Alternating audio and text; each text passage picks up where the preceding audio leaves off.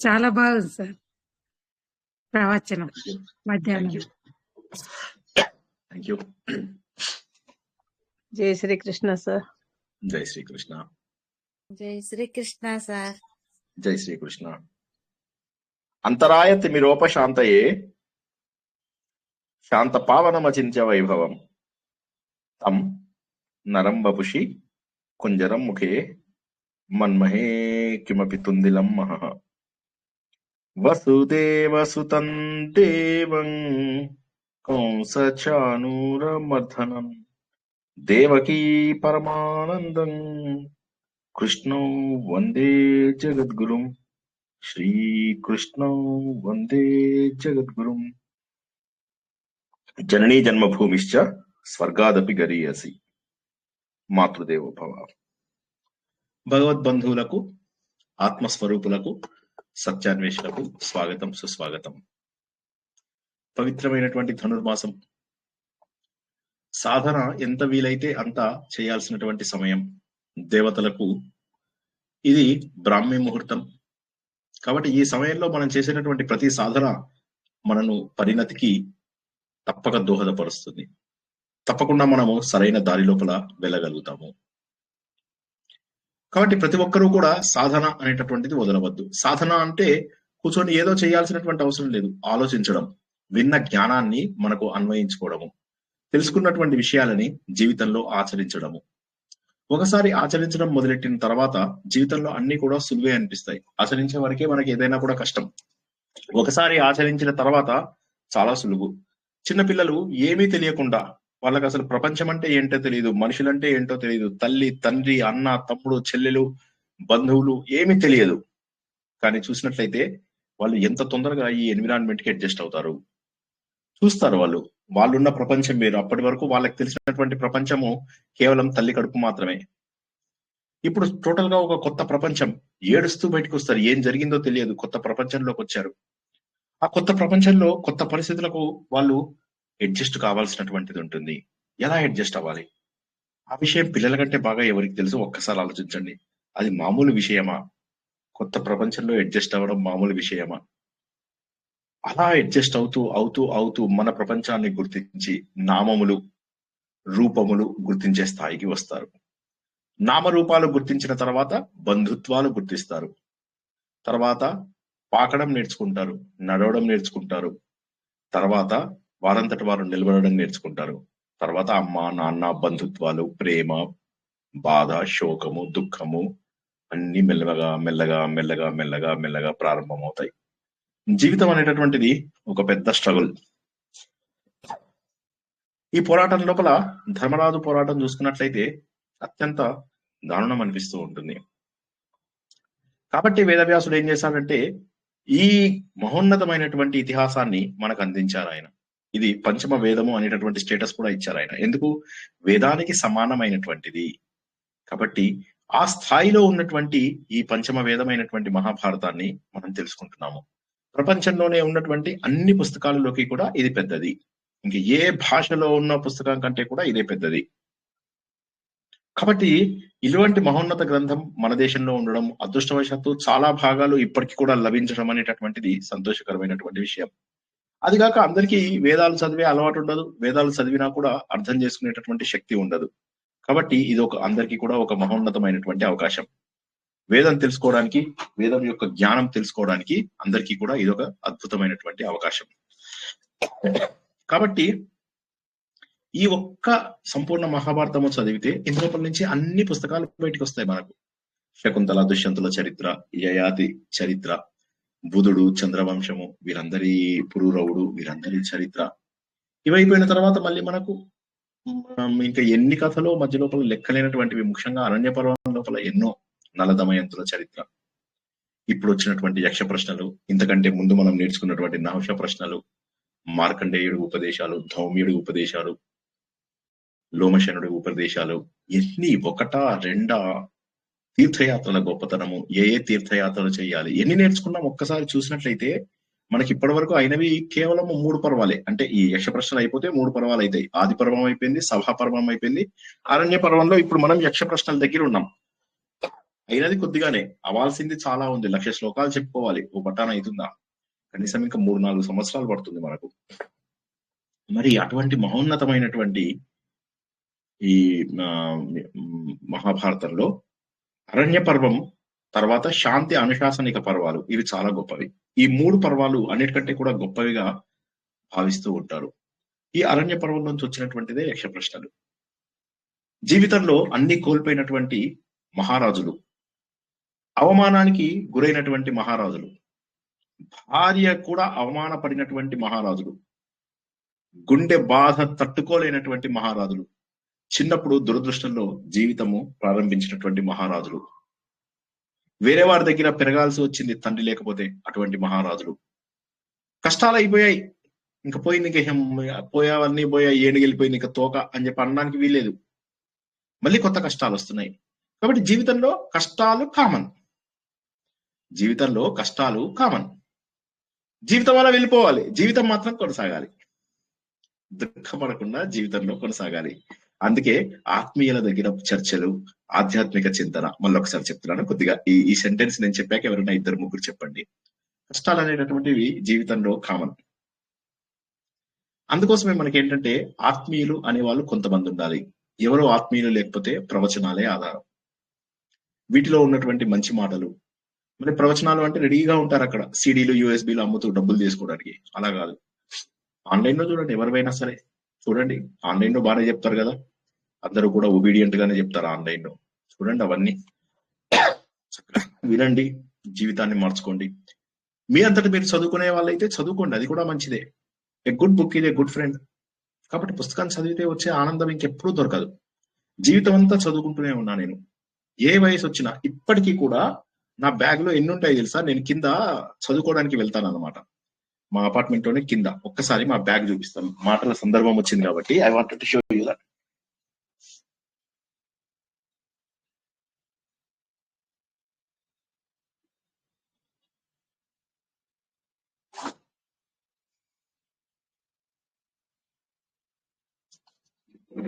ఇగో నేను ప్రతిరోజు కిందికి తీసుకెళ్లే బ్యాగ్ ఇది, ప్రతిరోజు కింద కూర్చొని చదువుకునే బ్యాగ్ ఇది. చూసారా ఎన్ని పుస్తకాలు ఉన్నాయో దీంట్ లోపల? మీకు ఇలా వస్తూనే ఉంటాయి పుస్తకాలు, బిస్కెట్ ప్యాకెట్లు అన్ని కనిపిస్తూ ఉంటాయి. ఇవేమో మన ఆర్ఎస్ఎస్ జాగృతి, ఇవన్నీ. ఇటేమో మన పుస్తకాలు మొదలు. ఇదిగో చూసారా రకరకాల పుస్తకాలు.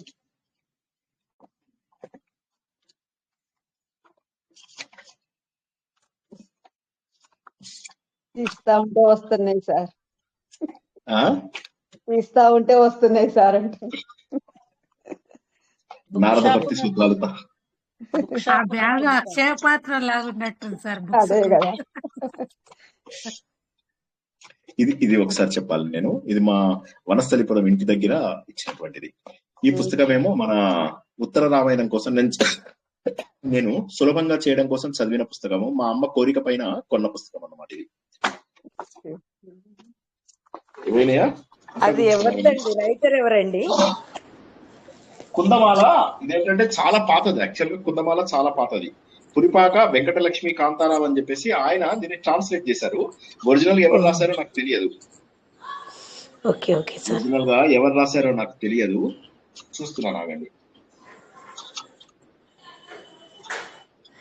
నాకు ఎవరు రాశారో తెలియదండి. ఇన్ని పుస్తకాలు చదివి ఎక్కడ పెట్టుకున్నారండి మీ బుర్రలో ఇవన్నీ? రోజు చదువుతూ ఉంటాను కదా, రోజు చదువుతాను కాబట్టి నాకు ఇది లేదు.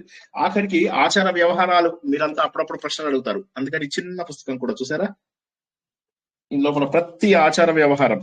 ఇదేమో నేను రాసుకునే నోట్బుక్. ఇక్కడ ఇక ఇలా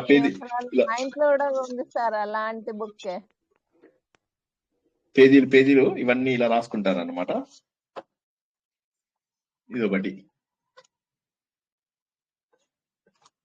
ఇది చాలా అద్భుతమైన బుక్. ఇది ఎవరైనా జ్ఞాపకం చేస్తే పంపిస్తాను ఈ బుక్. దేహము దేవుడు, దేవుడు అండి జీవుడు అండి. చాలా అద్భుతమైన బుక్ ఇది. మనము తర్వాత చేసుకోబోయే ప్రవచనం. సార్ ఇంత చిన్న పుస్తకాలు చదివి అంత పెద్దగా ఎట్లా చెప్తున్నారు సార్ అంటే, ఈ చిన్న పుస్తకంలో ఉన్న జ్ఞానం అర్థం చేయించాలంటే పెద్ద ఇది చేయాలి. ఇంతకీ యక్ష ప్రశ్నలు ఏది? మీకు చెప్పిన బుక్ ఏం కనిపించట్లేదు, వచ్చి వెళ్ళిపోయిందా? యక్ష ప్రశ్నలు ఇప్పుడే కదా, ఇందులో నుంచే తీసాను కదా. యక్ష ప్రశ్నలు కూడా చాలా చిన్న బుక్. యక్ష ప్రశ్నలు చాలా చిన్న బుక్.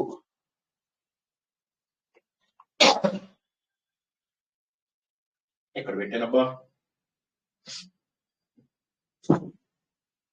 యక్ష ప్రశ్నల బుక్ వీలున్న వాళ్ళు కొనుక్కోండి, నేను అది షేర్ చేస్తాను. ఇక్కడే ఉంది.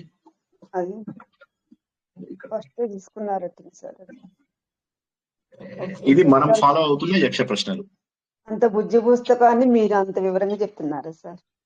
మరి మీకు అర్థం కావాలంటే ఎంత కష్టపడాలో అర్థం చేసుకోండి. అయినా మా ముద్దు గురించి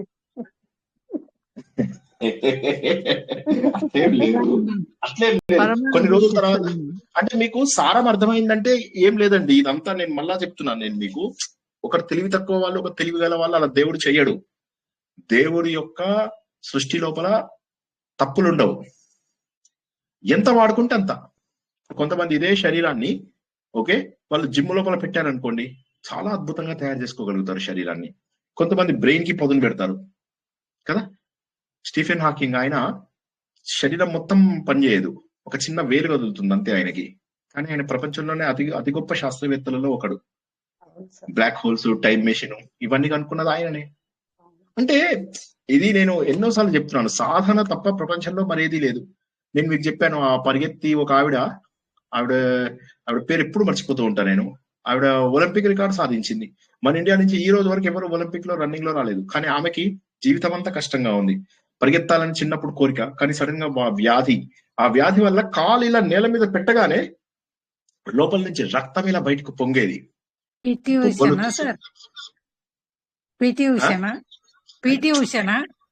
ఉష మన ఇండియన్ అమ్మా. నేను చెప్తున్నది వరల్డ్ లో ఒలింపిక్ రికార్డ్ అంట కదా, మన ఇండియన్స్ కి రాలేదు ఒలింపిక్. ఆమె 4th ప్లేస్ వచ్చింది. పిటి ఉష ఒక్కసారి 4th ప్లేస్ వచ్చింది అంతే. సో అలాంటి ఒలింపిక్స్ లోపల ఈమె పరిగెత్తి కాలు కింద పెడితే ఆమెకి ఇది లేదు, బొబ్బలు వచ్చేస్తున్నాయి, రక్తం కాలిపోతుంది. అలాంటి ఆమె 2 ఏళ్ల పాటు సాధన చేసి ఒలింపిక్ లో చివరికి గెలిచి తీరింది. ఇదంతా కూడా ఇది మనుషులకు సాధ్యమా అన్నటువంటి ప్రతి పని కూడా సాధన ద్వారా భగవంతుడు సాధ్యం చేస్తాడు. మన జీవితంలో జన్మ, మృత్యు, జరా, వ్యాధులు. నేను చెప్తాను పేరు, నేను ఒకసారి గూగుల్లో చూస్తాను. నాకు పేరు మర్చిపోయాను, గూగుల్లో చూసి చెప్తాను. ఏదైతే పేరు మనకు ముఖ్యం కాదు, ఇక్కడ పేరు మనకు ముఖ్యం కాదు. బట్టి కొట్టడానికే మనం ప్రయత్నం చేయొద్దు, పేరు అసలు ముఖ్యం కాదు. ఆవిడ యొక్క తపన. కాళ్ళు లేని వాళ్ళు ఎవరెస్ట్ ఎక్కారు, ఆక్సిజన్ లేకుండా ఎవరెస్ట్ ఎక్కిన వాళ్ళు ఉన్నారు. సామాన్యులకు ఏమాత్రము సాధ్యపడదు అన్నటువంటి ప్రతి పనిని మానవులు చేయగలిగారు. ధర్మరాజును యుధిష్ఠరుడు అంటారు. యుధిష్ఠరుడు అంటే ఏంటి? యుద్ధంలో స్థిరంగా ఉండడం. ఎవరైనా ప్రూవ్ చేయగలుగుతారండి? కర్ణుడు కొట్టిన దెబ్బలకి రక్తసిక్తం అయిపోతుంది ధర్మరాజు ఒళ్ళు. చివరికి కర్ణుడే దయదలిచి వదిలేస్తాడు. నేను మీ అమ్మకు మాట ఇచ్చాను అని చెప్పేసి వదిలేస్తాడు అన్నమాట ధర్మరాజుని. వదిలేస్తే ధర్మరాజు ఏడుస్తాడు. తర్వాత అర్జునుడు రాగానే ఎన్ని మాటలు తిడతాడో, నీ వల్ల నేను ఈ స్థాయికి వచ్చాను, నీ వల్ల నేను అందరిలో అవమానం అయ్యాను, ఆఖరికి మనం అందరికంటే అసహించుకునే కర్ణుడి చేతిలో కూడా నా జీవితం అవమానమైంది, చచ్చెట్టుగా తిట్టుకుంటారు. ఆఖరికి అర్జునుడికి కోపం వస్తుంది. నీ తలకాయ నరికేస్తానాగని చెప్పి అన్నది తలకాయ నరికేస్తానని చెప్పి కత్తి తీసేస్తాడు. అంత రేంజ్ లో కొట్టుకుంటారు వాళ్ళు అన్నదమ్ములు. అన్నయ్యదే తలకాయ నరికేస్తానంటాడు ధర్మరాజుది. అంటే తప్పులేదు, అన్నదమ్ములు కొట్టుకోవచ్చు. నేను మా పెద్దన్నయ్య చిన్నయ్య కూడా చాలా ముష్టి యుద్ధాలు బాగా చేసుకునే వాళ్ళం చిన్నప్పుడు. అఫ్ కోర్స్ నేనే ఎక్కువ కొట్టేవాడిని, అది వేరే సంగతి. సో ఏది ఏమైనప్పటికీ కూడా యుద్ధంలో మరి స్థిరంగా ఉన్నాడని ఎలా చెప్తారు? స్థిరంగా ఉండడం అంటే ఏంటి? ఎవరైనా జవాబు చెప్తారండి దీనికి? ఎవరైనా ట్రై చేయగలరా? ధర్మరాజుకి యుద్ధంలో స్థిరంగా ఉన్నాడని ఎందుకంటాడు? కానీ మనకు చూసినట్లయితే చాలా చోట్ల తన్నులు దెబ్బలు తిన్నాడు. ఎవరైనా ప్రయత్నం చేయండి. ఒకరి తర్వాత ఒకరు చెప్పండి. సూర్యశ్రీ గారు, తర్వాత మాధవి గారు, ఒకరి తర్వాత ఒకరు చెప్పండి. అంటే నైరాశ్యం చెందకుండా మానసికంగా స్థిరంగా ఉన్నాడని. కరెక్ట్. ఇంకా మాధవి గారు? నిష్టగా యుద్ధం చేయటం సార్, చెయ్యాలి అని నిష్టగా యుద్ధం చేయటం. సమతుల్యంగా ఉండడం వల్ల సార్. అయితే కరెక్టే, అన్ని ఆన్సర్స్ కరెక్టే. అయితే యుద్ధం లోపల కాదు. యుద్ధం అంటే కేవలము ఈ మహాభారత యుద్ధమో కురుక్షేత్ర యుద్ధమో అని కాదు ఇక్కడ అర్థం. జీవితమే ఒక యుద్ధం. ఒకసారి ఆలోచించండి. మనకు శక్తి ఉంటే చాలు, మనం ఎవరితోనే వినక్కర్లేదు, మనం రిచ్ పీపుల్ అయితే చాలు, ఎవరన్నా మనం భయపడక్కర్లేదు, బాధపడక్కర్లేదు, మన కష్టాలు రావు అని అనుకుంటాం. ఎన్నోసార్లు మన సమస్యలకి డబ్బు, హోదా ఇవి మన సమస్యలని పరిష్కరిస్తాయి అని చెప్పేసి అనుకుంటాం. అవునా కదా? చాలా మంది అనుకుంటామా లేదా? చాలా మంది అంటారు, ఏ శ్రీనివాస్ నువ్వు వెళ్ళావు ఆ మార్గంలో, మాకు కూడా డబ్బుంటే వెళ్తా, నాకు డబ్బుండి వచ్చానా? But they fail to understand the fact. మేము బాధ్యతలు ఉన్నాయి అంటే నేను బాధ్యతలు వదిలేసి భార్య పిల్లల్ని రోడ్డు మీద పడేసానా? ఏదో ఒక కారణం చెప్పి తప్పించుకుంటారు కానీ ఎవరు కూడా సాధన చేద్దామని ప్రయత్నం చేయరు. నాకు ఎన్ని కష్టాలు ఉన్నా సరే నేను సాధన చేస్తాను అని చెప్పి ఎవ్వరు అనుకోరు. నీలాగా టైం ఎక్కడుంది? మాకు అపార్ట్మెంట్ లో ఒక ఆవిడ చెప్తుంది, మీరు బాగా చెప్తారండి ప్రవచనాలు, వినాలి అనిపిస్తుంది, ఏమిటో కుదరదు, మన వాళ్ళతోటి సరిపోదు నాకు అంటుంది. ఆవిడ కూతురుని అడిగాను కొన్నాళ్ళ తర్వాత, పాపం మీ అమ్మగారు బాగా మీ మనవళ్ళకు ఏమీ లేదు, మా అమ్మ తిని కూర్చుంటుంది, అందరినీ సాధిస్తూ ఉంటుంది, నా పిల్లలకు కూడా ఏమి చెయ్యదు అని. సో ఇప్పుడు ఆవిడ ఏం చేస్తుంది, మన నువ్వు నాకు నచ్చావు సినిమా లోపల వాడు ఏం చెప్తాడు, మా నాన్నగారికి భోజనం నేనే వండుతానని చెప్పి చెప్తాడు. తర్వాత నిజంగా భోజనం వండాల్సిన సమయం వచ్చినప్పుడు వెంకీ ఉన్నాడు కదా వంట చేయిద్దాం అనగానే, లేదు మా నాన్నగారు చేసేవాడిని నేను తినేవాడిని అని చెప్పి చెప్తాడు కదా. అలా ఉంది. ఈవిడేం చేసింది, ఆధ్యాత్మికంగా రాకపోవడానికి కారణం ఏంటి అంటే ఆవిడకి టైం లేదుట. ఇప్పుడు ఆవిడ కూతురుని అడిగితే తెలిసింది, లేదా ఆవిడ పని చేయదు, ఏమీ లేదు, ఊరికే తిరిగి కూర్చుంటుంది అని. సో జనాలు ఏదో ఒక కారణం చెప్తారు కానీ స్థిరమైనటువంటి అభిప్రాయాన్ని జీవితంలో ఏర్పరచుకోరు. దొరికినటువంటి ఒకే ఒక అమూల్యమైనటువంటి జీవితాన్ని ధర్మరాజులాగా మనం వాడుకోవాలా లేదా? ధర్మరాజులాగా వాడుకోవాలంటే ప్రతి ఒక్కరూ కూడా అర్థం చేసుకోవాల్సినటువంటి జీవిత సత్యాలే యక్ష ప్రశ్నలు. ఎన్ని కష్టములు వచ్చినప్పటికీ కూడా ఆయన స్థిరంగా ఉన్నాడు, కృంగిపోలేదు. ఎప్పటికప్పుడే ఏవో విషయాల్లో ఆయన జీవితంలో ఊరట పొందడం అనేటటువంటిది జరిగింది. అదే సమయాన్ని అత్యద్భుతంగా వాడుకుని వేదాలు, రహస్యాలు అన్ని విన్నాడు. ఆఖరికి విదురుడు ఊరికే చూడడానికి వచ్చేవాడు అప్పుడప్పుడు, ఆయనతో కూడా కూర్చోబెట్టుకొని కబుర్లు, మళ్ళీ వేద చింతన అవి ఇవి. బ్రాహ్మణులు అందరూ బ్రాహ్మణుల మాటలు వింటూ ఉండేవాడు. ఇటు ద్రౌపది చూస్తుండేది, అరే మళ్ళా బాపనోళ్ళ సోబతి పట్టిండ్రా, వీళ్ళేమో బాపనోళ్ళు వాళ్ళు యుద్ధం చేయరు, వేరేళ్ళని యుద్ధం చేయనియరు అని చెప్పి మళ్ళా ఆ బ్రాహ్మణ్స్ అందరూ వెళ్ళిపోయాక ద్రౌపది లోపలికి పిలిచి, కొద్దిగా లోపలికి వస్తారా అని. ఎందుకంటే ఏం లేదు మీరు లోపలికి అయితే రండి అని. లోపలికి రాగానే డోర్ వేస్తుంది. ఇక చూడాలి, టక్ టక సౌండ్ వినిపిస్తుంది అనమాట. తర్వాత ధర్మరాజు పాపం పెట్టాడా ఎందుకు పిలిచావని కాదు చావు దెబ్బలు తిన్నాడు ఆవిడ చేతిలో. ఆవిడ అంటుందన్నమాట, నువ్వు మర్చిపోయావా, నీకు తెలియదా నన్ను ఎంత అవమానం చేశారో తెలియదు అని చెప్పేసి వాయించేస్తుంది అనమాట. అలాగా ద్రౌపది లేనప్పుడు ఆయన బ్రాహ్మణ్స్ తో మాట్లాడడం మొదలెడుతూ ఉంటాడు అనమాట. సో ఆ విధంగా ఎన్ని నేర్చుకున్నాడు. తర్వాత మళ్ళీ తన అన్నదమ్ములందరినీ ఏం చెప్పాడు, మీరు ఆయుధాలు సిద్ధం చేసుకోండి. అర్జునుడు ఏం చేశాడు, తపస్సు చేశాడు, దేవలోకంకి వెళ్ళాడు, ఇక్కడేమో పాశుపతాస్త్రం సంపాదించాడు, అక్కడికి వెళ్ళి ఎన్నో రకాల ఆయుధాలను సంపాదించాడు. కాబట్టి మనకు సమయం ఉన్నప్పుడే ఇవన్నీ సాధించాలి. సమయం ఉన్నప్పుడే జీవితంలో పరిణతి సాధిస్తే, ఎప్పుడైతే వృద్ధాప్యం వచ్చినప్పుడు అయ్యో నన్ను చూడడానికి ఎవరు రావడం లేదు, నా ఇంటికి ఎవరు రావడం లేదు, నన్ను ఎవరు పట్టించుకోవడం లేదు అని ఇలా కృంగిపోతూ బాధపడుతూ ఆఖరికి పిల్లలు కూడా ఇంటికి రారు. మనకు భజగోవిందులో ఈ వైరాగ్యం తేవడం కోసమే భార్య బిభ్యతి తస్మిన్ గేహే అని చెప్పేసి చెప్పారు.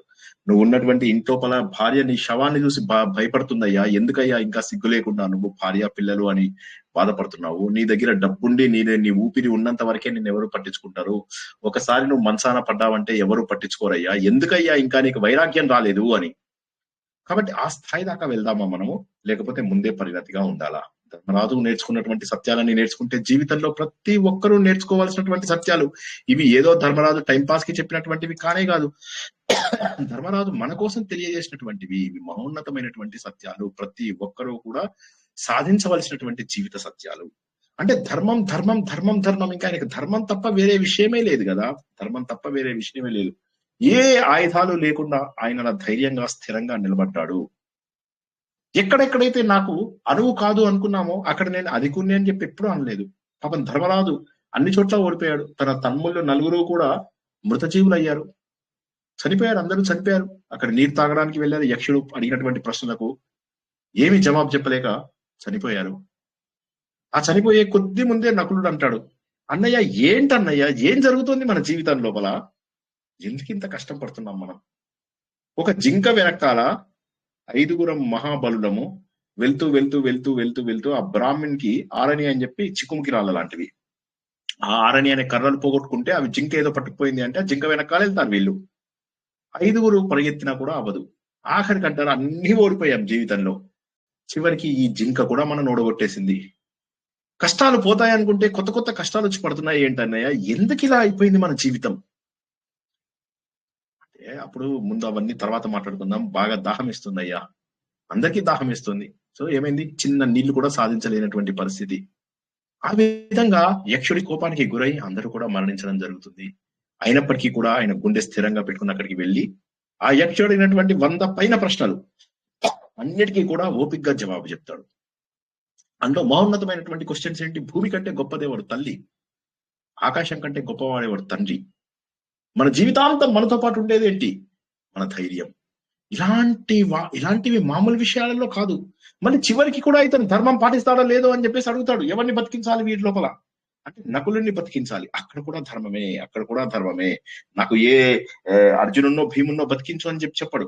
సరే, ఎంతో కొంత మిగిలిన దాంట్లో కనీసం ఏదో ఒకటి మా నాన్నగారి భార్యలలో నకులుడు కావాలి, నా మాద్రి కుమారుడైనటువంటి నకులుడు కావాలి. అంటే ఈ విధంగా ఆపద వచ్చినప్పుడు, జీవితంలో కష్టాలు వచ్చినప్పుడు ప్రతిసారి వస్తూనే ఉంటాయి. ఒక కష్టం పోయినప్పుడు మరొక కష్టం మన జీవితంలో రావాలనేటువంటిది సహజమే. కాబట్టి అది ధైర్యంగా ఉండాలి, అది యుద్ధానికి స్థిరంగా ఉండాలి.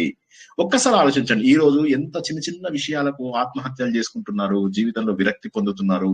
చాలా సుఖంగా ఉండాల్సిన వాళ్ళు కూడా. మా రిలేటివ్ ఒక అతను అమెరికా నుంచి ఫోన్ చేశాడు, అన్నయ్య ఒకసారి నీతో మాట్లాడాలి అని. నా సమయము కుదిరి, ఇద్దరికి సమయం కుదిరి ఒక 10 రోజుల తర్వాత మాట్లాడితే, మరి అతను చాలా ఉన్నత స్థితిలో ఉన్నాడు, డబ్బు ఉంది, భార్య, పిల్లలు, కావలసిన సుఖాలు, అమెరికా సుఖాలు అన్ని ఉన్నాయి. కానీ ఏదో అసంతృప్తి మిగిలిపోతుంది. అలా గుండె లోతుల్లోంచి అసంతృప్తి వస్తుంది. మాట్లాడుకుంటూ కూర్చున్నాం. అలా మాట్లాడుతూనే ఉన్నాం, 2 గంటల పాటు మాట్లాడుతూనే ఉన్నాం.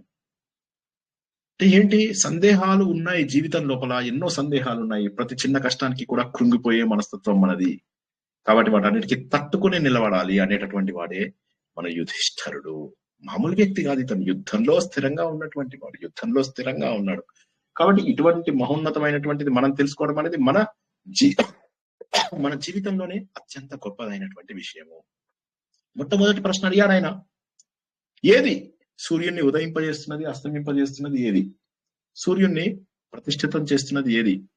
సూర్యుడు ఇందులో ఇంకో ప్రశ్న, సూర్యుడు చుట్టూ ఎవరు తిరుగుతున్నారు? దేవతలు. వీటన్నిటికీ కూడా ఆయన జవాబు చెప్తాడు. ధర్మం అనేటటువంటిది, సత్యం అనేటటువంటిది మాత్రమే సూర్యుని తిప్పబడుతుంది. సూర్యుడు ప్రత్యక్ష దైవం. అటువంటి మహానుభావుడు ఆయననే ఈ ఒక ఉల్లంఘించలేని శాసనం ద్వారా, పరబ్రహ్మ ద్వారా, సత్యం ద్వారా, ధర్మం ద్వారా తన పనులన్నీ చేస్తున్నారు. అంటే చాలా బాగా చెప్పావు. మరైతే ఒక వ్యక్తి శ్రోత్రియుడు ఎప్పుడు అవుతాడు? శ్రోత్రియుడు అంటే మంచి జ్ఞానం ఉన్నవాడు ఎప్పుడు అవుతాడు? బ్రహ్మత్వం ఎలా పొందుతాడు? దేనివల్ల ఆయన సపోర్ట్ పొందుతున్నాడు? దేనివల్ల బుద్ధిమంతుడు అవుతున్నాడు? అందరూ పెద్దవాళ్ళని సేవించడం వల్ల బుద్ధిమంతుడు అవుతున్నాడు. సరైనటువంటి ప్రవచనాలు, సరైనటువంటి వేద విషయాలు వినడం వల్ల శ్రోత్రియుడు అవుతున్నాడు. తను ధైర్యంగా ఉండడం వల్ల తన జీవితం అంతా కూడా అద్భుతంగా వెళ్ళిపోతుంది. తన తపస్సు తనకు ఆయుధంలాగా ఉపయోగపడుతుంది. కరెక్టే, నువ్వు చెప్తున్నటువంటిది చాలా మంచిగా చెప్తున్నావు, చాలా అద్భుతమైనటువంటిది. తపస్సు చేత బ్రహ్మ పొందుతున్నావు, ధైర్యం చేత నీవు అన్ని పొందగలుగుతున్నావు అన్నటువంటి విషయం తెలుసు. వృద్ధులకు నువ్వు సేవ చేయడం వల్ల నువ్వు బుద్ధిమంతుడు అవుతున్నావు. మరైతే బ్రాహ్మణుల కర్తవ్యాలు చెప్పగలవా? బ్రాహ్మణులలో దైవత్వానికి కారణం ఏంటి? ఎలా వస్తుందా దైవత్వం? బ్రాహ్మణులలో వాళ్ళకు ఉండాల్సిన గొప్ప లక్షణాలు ఏంటి? వాళ్ళలో కామన్ క్వాలిటీ, మనుషులలో ఉండే కామన్ క్వాలిటీ ఏంటి? వాళ్ళలో చెడు లక్షణం ఏంటి అంటే అప్పుడు చెప్తాడు, బ్రాహ్మణులకు వేదాధ్యాయమే, స్వాధ్యాయం తప్ప మరేది లేదు. బ్రాహ్మణుడు అంటే కులం కాదు అని అర్థం చేసుకోవాలి ఇక్కడ మనం. బ్రాహ్మణుడు అంటే స్వ అధ్యాయము, నిరంతరము చదువుకోవడం. ఈ స్వాధ్యాయం గురించి నేను 1,00,000 సార్లు, 1,000,000 సార్లు ఎందుకు చెప్తాను అంటే, ఇది తప్ప జీవితంలో మనకి ఆనందం ఇచ్చేటటువంటిది మరొకటి లేదు.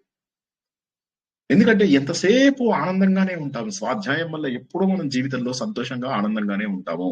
కొత్త విషయాలు తెలుస్తున్న కొద్దీ బుద్ధి వికసిస్తుంది. అదేనమాట, ఆలోచనలు, మనస్సేమో తగ్గిపోతుంది, బుద్ధి ఏమో వికసిస్తుంది. మనస్సు అంటే ఏంటి? ఆలోచనలు, రకరకాల ఆలోచనలు వస్తూ ఉంటాయి. ఆ మనస్సును తగ్గించాలి, బుద్ధిని పెంచాలి. మనస్సును తగ్గించాలి, బుద్ధినేమో పెంచాలి. అదే అసలు విషయం. ఆ విధంగా చెయ్యాలి. అబ్బా, చాలా బాగా చెప్పావు, కరెక్టే. మరి వీళ్ళలో ఉన్న కామన్ లక్షణం అందరిలాగానే వీరు కూడా మరణం. మరి అన్నిటికంటే ఒక వ్యక్తి చెడ్డవాడు ఎప్పుడు అవుతాడు అంటే, వేరే వాళ్ళని దూషించినప్పుడు, చాడీలు చెప్పినప్పుడు. అనగానే యక్షుడు చాలా సంతోషపడతాడు. పడిన తర్వాత అడుగుతాడు, మరి క్షత్రియుల సంగతి ఏంటి? క్షత్రియుల లోపల దైవత్వం ఎక్కడి నుంచి వస్తుంది? క్షత్రియుల లోపల దైవత్వం, వాళ్ళ లోపల మంచి లక్షణం ఏంటి? వాళ్ళ లోపల అందరిలో ఉండే కామన్ మనుష్య భావం ఏంటి? వాళ్ళ లోపల చెడ్డ లక్షణం ఏంటి చెప్పు చూద్దాం. బ్రాహ్మణులు, క్షత్రియులు ఇద్దరిది కవర్ అయిపోతుంది. అంటే అప్పుడు అతను అంటాడు, క్షత్రియుల లోపల వాళ్ళ విద్య వల్ల, అస్త్ర విద్య వల్ల, ఈ అస్త్రాలు ఏవైతే ఉన్నాయో అంటే వాడు ధనుర్విద్య వల్లనే వాడికి దైవత్వం వస్తుంది. బ్రాహ్మణుడికి చదువుకోవడం వల్ల దైవత్వం వస్తే వీడికేమో విద్య వల్ల, తను నేర్చుకున్నటువంటి ధనుర్విద్య వల్ల అంటే స్వధర్మ పాలన వల్ల దైవత్వం లభిస్తుంది అన్నటువంటి విషయాన్ని మనం ఇక్కడ తెలుసుకున్నాము. ఇక వాళ్ళ మెయిన్ డ్యూటీ ఏంటి? మనం అందరం అనుకుంటాం జనాల్ని పరిపాలించడం కాదు, యజ్ఞయాగాలు చేయడము. సో యజ్ఞంలని నిజంగా కూడా రక్షిస్తున్నది ఎవరు అంటే రాజులు. ఇది మనం గత వారం చాలా వివరంగా తెలుసుకున్నాం. ఇక వీళ్ళలో ఉన్న కామన్ క్వాలిటీ ఏంటి అంటే అందరిలాగానే వీళ్ళు కూడా భయపడతారు, కానీ అది బయటికి కనిపించనియ్యారు. కానీ వీళ్ళు కూడా భయపడతారు అనగానే యక్షుడికి అర్థమవుతుంది, దిస్ గై నోస్ ఎవ్రీథింగ్, ఈయనకు అన్ని తెలుసు. బయటికి తెలియనియకపోయినా వాళ్ళు మాత్రం ఎట్టి పరిస్థితులలో కూడా ఆ భయం మాత్రం వాళ్ళలో ఉండి తీరుతుంది. ఇక చివరగా వీరి లోపల ఉన్నటువంటి చెడ్డ లక్షణం ఏంటి? ఒకవేళ వాడు ఎప్పుడు చెడ్డవాడైతాడు? ఒక క్షత్రియుడు ఎప్పుడు చెడ్డవాడైతాడు అంటే తనను శరణ్ వేరి వచ్చినటువంటి వాళ్ళని రక్షించకపోతే నీచులైతాడు. దీనికి మనం ఉదాహరణలు కూడా తెలుసుకున్నాం. మనం ఏ విధంగా మన దేశంకి వచ్చినటువంటి షేక్ హసీనాకి ఆశ్రయం ఇచ్చాము, తర్వాత ఆయన పేరేంటి దలైలామాకు ఆశ్రయం ఇచ్చాము.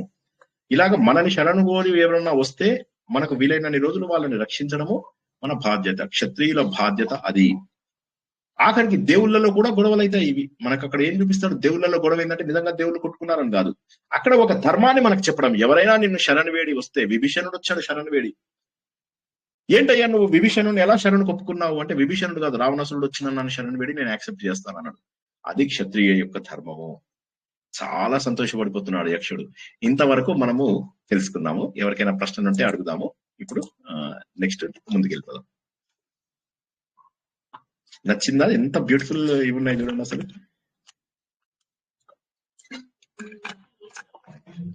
బాగుంది సార్. యుద్ధంలో వెనక్కి వీపు చూపించకుండా వెనక్కి తిరిగి వెళ్ళిపోవడం అనేది కూడా వాళ్ళలో తప్పు గుణం కదా సార్? అవును, కానీ ఇక్కడ ఏంటంటే వాళ్ళకి మెయిన్ అంటే వాళ్ళ అన్ని లక్షణాలలో అన్నిటికంటే గొప్పది చెడ్డ లక్షణం ఏంటంటే శరణ్ కోరిన వాళ్ళని కాపాడకుండా ఉంటే నీచులైపోతాడు. ఒక క్షత్రియుడు ఎప్పుడు నీచుడు అవుతాడు అంటే తనను శరణ్ కోరి వచ్చినప్పుడు వాళ్ళని కాపాడకపోతే. అందుకే కదా మనం కర్ణుడి గురించి గత వారం తెలుసుకున్నాం. మనము అనేక ఉదాహరణలు తెలుసుకుంటున్నాం. ఆ విధంగా కర్ణుడి గురించి మనం గత వారం తెలుసుకున్నప్పుడు ఏమని తెలుసుకున్నామంటే, వాడు అభిమన్యుడు అంటాడు, చూడవయ్యా కర్ణ, నీకైతే తెలుసు కదా ఏది నీచం ఏది ఉచ్చం అనేది నీకు తెలుసు కదా, వీళ్ళు ఇలా చేస్తున్నారు తప్పు అంటే, అరే అవునా అని చెప్పి దగ్గరికి వచ్చి ఒక పోటు పొడిచేసి వెళ్ళిపోతాడు. మొట్టమొదటి పోటు తనే పొడుస్తాడు. సో కాబట్టి అప్పుడు అతను క్షత్రియుడు కానేగాడు. తను ఏదైతే అవ్వాలనుకున్నాడో కర్ణుడు తన జీవితంలో అది అవ్వలేకపోయాడు. ఏదైతే కావాలనుకున్నాడో అది అవ్వలేకపోయాడు. ఎప్పటికీ కూడా తన క్షత్రియుడు కావాలనుకున్నాడు. తల్లి ద్వారా తెలిసింది, కానీ అతని లక్షణాలు మాత్రం క్షత్రియ లక్షణాలు కాదు. చిన్న పిల్లాన్ని చేసి అందరూ కలిసి చంపడం వల్ల ఆ లక్షణాలని పోగొట్టుకున్నాడు. యక్షుడు చాలా సంతోషపడతాడు. ఈ రోజు శ్లోకాలు తెలుసుకుందాం. ఓకేనా? క్లియరా అందరికి? సార్ యమధర్మరాజే కదా సార్ శత్రువులైనా సరే సార్, శత్రువులైనా సరే శరణు ఉన్నప్పుడు రక్షించాలి. అవును,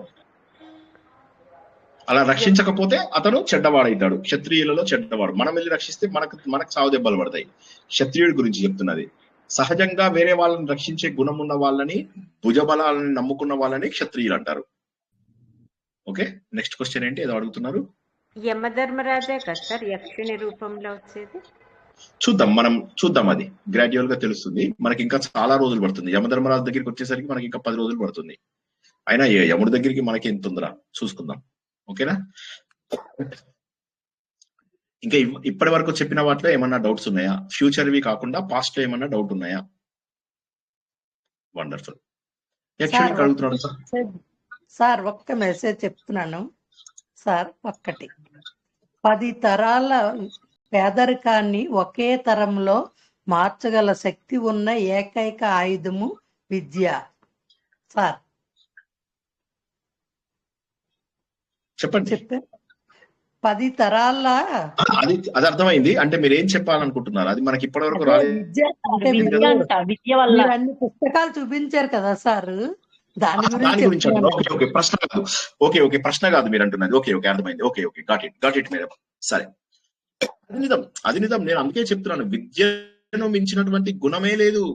నేను మా ఫ్రెండ్స్ అందరితో జోక్స్ చేస్తుంటా కదా. మా ఫ్రెండ్స్ అందరూ రకరకాల క్యాస్ట్ వాళ్ళందరూ క్లోజ్ ఫ్రెండ్స్ ఉంటారు కదా. సో వాళ్ళతో నేను చెప్తూ ఉంటాను అనమాట, మీరు అందరు కలిసి మా చేతులలో పుస్తకాలు పెట్టేసి ఇగో పంతులు పుస్తకం తీసుకొని నా పొలాలు రాయిపించేసుకున్నారు అని చెప్పి జోక్ చేస్తూ మా ఫ్రెండ్స్ అందరినీ దొరికిన వాడిని దొరికినట్టుగా సతాయిస్తూ ఉంటారు అనమాట.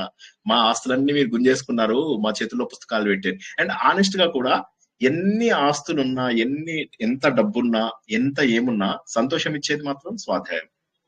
ఇది అనుభవపూర్వకంగా చెప్తున్నాను. నా ఇల్లు చూస్తే మీరు ఆశ్చర్యపోతారు. ఎన్ని పుస్తకాలు ఉంటాయి తెలుసా? వేల కొద్ది పుస్తకాలు. మరి మా అమ్మ దగ్గర లెక్కలేనన్ని పుస్తకాలు. ఇప్పుడు మా అమ్మ పుస్తకాలు నా పుస్తకాలు కలిపితే అసలు ఇక మీరు లెక్క పెట్టలేరు. అసలు అన్ని పుస్తకాలు ఉన్నాయి. మళ్ళీ మా పిల్లల దగ్గర కూడా బోల్డ్ పుస్తకాలు, ధర్మపత్నికి కూడా బోల్డ్ పుస్తకాలు ఉన్నాయి. సో చదువుకోవడం అనేటటువంటిది అది మనకు అలవాటు ఒకటి చేసుకోవాలి. ఇంకా అదృష్టం ఏంటంటే మనకు పుస్తకం దొరికినప్పుడు, ఆ పుస్తకంలో డౌట్ వచ్చినప్పుడు ఇంటర్నెట్ ఉంది. ఒకప్పుడు ఇంటర్నెట్ లేదు, ఎన్ని పుస్తకాలు చూడాల్సి వచ్చేది. ఇప్పుడు అట్లీస్ట్ మనకు క్విక్ సెర్చ్ చేయగలిగే అవకాశం ఉంది. మనకు తెలిసినటువంటి తప్పులు కరెక్ట్ చేసుకునేటటువంటి అవకాశం ఉంది. ఎప్పుడైనా నేను తప్పుగా మాట్లాడితే మళ్ళీ వెంటనే ఇంకో ప్రవచనంలో కరెక్ట్ చేసుకునే అవకాశం ఉంది. అదృష్టం. కాబట్టి ఎస్, ఎన్ని జన్మల కష్టాలైనా మనకు పోగొట్టేది ఒక విద్య మాత్రమే, స్వాధ్యాయం మాత్రమే. సరే, యక్షుడు మళ్ళీ అడుగుతున్నాడు, కిమేకం యజ్ఞ. చెప్పండి, అడగండి. ఒక గ్రంథాలయం అండి, మీ ఇల్లు ఒక గ్రంథాలయం. జై శ్రీకృష్ణ. కిమేకం యజ్ఞయం సామ కిమేకం యజ్ఞయం యజుః కాచైషాం వృణుతే యజ్ఞం కాం యజ్ఞోన అతిరిచ్యతే. చాలా చక్కటి శ్లోకం ఇక్కడ తెలుసుకుంటున్నాం. ఈ శ్లోకం ఏంటంటే పూర్తి స్థాయిగా యజ్ఞం గురించి మాట్లాడుతుంది. యజ్ఞం లోపల ఇప్పుడు మళ్ళీ ఒకసారి వివరణ తెలుసుకునే ముందు ఒకసారి వెనక్కి వెళ్దాం. ఋగ్వేదము, యజుర్వేదం, సామవేదం, అధర్వణ వేదం 4 కలిసినప్పుడే అది వేదం, అది యజ్ఞం జరుగుతుంది అని మనం ఎన్నోసార్లు తెలుసుకుందాం. హోత, ఉద్గాత, అధ్వర్యుడు, బ్రహ్మ అని వీళ్ళకి 4 పేర్లుంటాయి. కానీ యజ్ఞం అంటే మళ్ళీ ఒకసారి వెనక్కి వెళ్ళి యజ్ఞం అంటే ఏంటో తెలుసుకుందాం. యజ్ఞం అంటే ఏంటి చెప్పండి? మనం భగవద్గీతలో మొన్న యజ్ఞము, తపస్సు వరకు తెలుసుకున్నాం కదా. యజ్ఞం అంటే ఏంటి? ఎవరన్నా చెప్పండి. అంటే ఒక పని సార్, అది ఒక శ్రద్ధతో చేసినా కూడా అది యజ్ఞమే. నిష్కామము, తర్వాత కర్తవ్యము, తర్వాత త్యాగము, ఈ 3 ఉన్నటువంటి పనిని మనము యజ్ఞం అని చెప్పేసి వివిధ సమయాలలో తెలుసుకున్నాం. కాబట్టి యజ్ఞాలు జనరల్ గా ఎందుకు చేస్తారు అంటే లోక కళ్యాణం కోసం చేస్తారు. మీకు యజ్ఞంలో ఈవెన్ సంకల్పం కూడా మీరు ఎప్పుడు అడిగితే లోక సంగ్రహ హేతున అని చెప్పేసి చెప్తారు.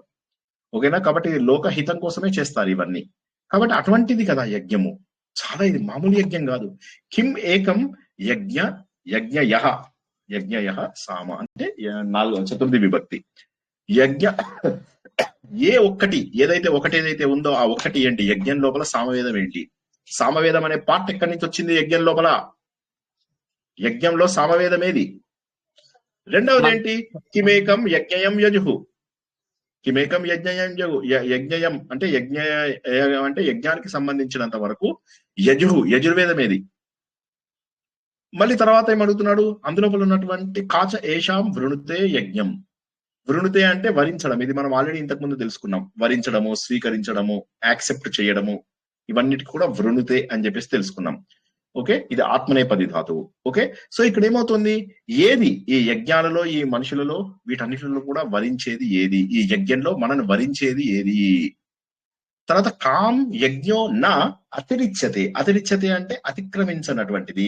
ఇది కూడా మనకు ఆత్మనేపది లాగా వస్తుంది ఒకటి, లేదా దీన్ని మనము కర్మణి ప్రయోగంలో కూడా చూసుకోవచ్చు.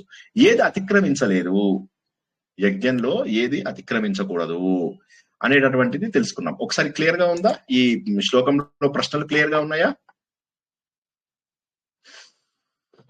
ఇప్పుడు మూడో ప్రశ్న, 4వ ప్రశ్న. మూడో ప్రశ్న లోపల ఏంటంటే మనను యజ్ఞం ఏది వరిస్తుంది అంటే మనకు యజ్ఞంలో మనకు వరించేది ఏంటి అంటే యజ్ఞంలో వరించేటటువంటిది ఏంటి అంటే ఏది మనము యజ్ఞం నుంచి స్వీకరిస్తాము, ఏది మనకు యజ్ఞంలోంచి వచ్చేటటువంటి ముఖ్యమైన వస్తువు, దాన్ని మనము స్వీకరిస్తాము. సో ఏది యజ్ఞాన్ని స్వీకరిస్తుంది, ఏది యజ్ఞాన్ని వరిస్తుంది? యజ్ఞము దేనిని అతిక్రమించదు అంటే యజ్ఞం చేసేటప్పుడు ఏం చేయకూడదు. సింపుల్ గా హద్దు మీరకుండా ఉండాలంటే యజ్ఞంలో ఏం చేయాలి? ఈ ప్రశ్న మొత్తము ముందు సీక్వెన్స్ చూసుకోండి ఒకసారి, అందరూ కూడా జాగ్రత్తగా అర్థం చేసుకుంటే మొదటి నుంచి వద్దాం. మొదట అన్నిటికంటే గొప్పదైనటువంటి పరబ్రహ్మ జ్ఞానం, సూర్యుడు. ఆ తర్వాత మనుషులు ఎలా గొప్ప వాళ్ళు అవుతారు అనేది తెలుసుకున్నాడు. సో పరమాత్మ గురించి అయిపోయింది, జీవాత్మ అయిపోయింది. ఫస్ట్ 2 క్వశ్చన్స్ క్లియరా అందరికి? థర్డ్దేమో మళ్ళీ వీటి లోపల బ్రహ్మముఖంలోంచి వచ్చినటువంటి బ్రాహ్మణులు, దేశాన్ని కాపాడేటటువంటి క్షత్రియులు, వీళ్ళ గురించి అడిగారు. మళ్ళీ క్షత్రియుల ప్రశ్న అడిగినప్పుడు ఏం చేశారంటే లోక సంగ్రహం కోసం కావాలంటే సమాజం. కాబట్టి సమాజంలో చేయవలసింది ఏంటి? యజ్ఞం. ఈ యజ్ఞంలో ఏం కావాలి, ఈ యజ్ఞంలో ఏంటి ముఖ్యము అనేటటువంటి యజ్ఞం యొక్క భాగాలను ఇక్కడ మనకు తెలియజేస్తున్నారు. ఓకేనా? యజ్ఞం యొక్క భాగాలు. ఇప్పుడు మనకు ఆన్సర్ తెలుసుకుంటుంటే మీకు ఇంకా కాస్త ఇది అవుతుంది. ఎందుకంటే సంస్కృతాన్ని తెలుగులోకి ట్రాన్స్లేట్ చేసినప్పుడు ఏమవుతుందంటే కొంత ప్రశ్న అయోమయంగా కనిపించడం అవసరము. ఇప్పుడు ఇక్కడ ఏంటంటే యజ్ఞము అనేది 2 రకాలు. ఓకే, ప్లీజ్ కొద్దిగా గట్టిగా పట్టుకోండి. యజ్ఞం అనేది ఒకటి బాహ్య యజ్ఞం, ఒకటి అంతర్యజ్ఞం. మనము చేసేటటువంటి యజ్ఞ కార్యాలు ఏవైతే ఉన్నాయో, ఈ యజ్ఞ కార్యాలు అనేటటువంటివి యజ్ఞశాలలో చేసేటటువంటివి ఏవైతే ఉన్నాయో దాని యొక్క అర్థం తెలుసుకుందాము. మనము జీవితంలో మానసికంగా చేయవలసినటువంటిది, అంతర్ముఖంగా చేయవలసినటువంటి యజ్ఞాలు ఏంటో ఒకసారి తెలుసుకుందాం. సో ఈ యజ్ఞం తీసుకుని యజ్ఞాన్నే గనక ఒక రూపకంగా ఒక దీనిగా తీసుకుంటే దానికి ప్రాణం ఏది అంటే, ఇప్పుడు ఆయన అడుగుతున్నది ఏంటి? యజ్ఞానికి సంబంధించినంత వరకు సామం ఏది? సామము అంటే ఏంటి అంటే, సామవేదం ఎక్కడ నీకు వచ్చింది, యజుర్వేదం నీకు ఎక్కడి నుంచి వచ్చింది అని చెప్పేసి అడుగుతున్నాడు. సామవేదం ఎక్కడ వచ్చింది అంటే మనకు స్ట్రైట్ గా తెలుసు, సామవేద మంత్రాలు పాటల్లాగా ఉంటాయి, అందరికీ తెలుసు. కాబట్టి సామవేద మంత్రాలు అనేటటువంటివి ఏవైతే ఉంటాయో, సామవేద మంత్రాలు ఒక లయనిస్తాయి, యజ్ఞానికి లయనిస్తాయి. సామవేద మంత్రాలు ఏవైతే ఉంటాయో అవి లయనిచ్చి అవి ప్రాణాన్ని పోస్తాయి. కాబట్టి ఏది యజ్ఞానికి సామము అంటే ప్రాణము. ప్రాణమే యజ్ఞానికి సామవేదము. ప్లీజ్ అర్థం చేసుకోండి క్వశ్చన్. యజ్ఞం ఉంది, యజ్ఞానికి సామవేదం ఏం చేస్తుంది? ఏం చేస్తుంది అంటే పాటలు పాడుతుంది.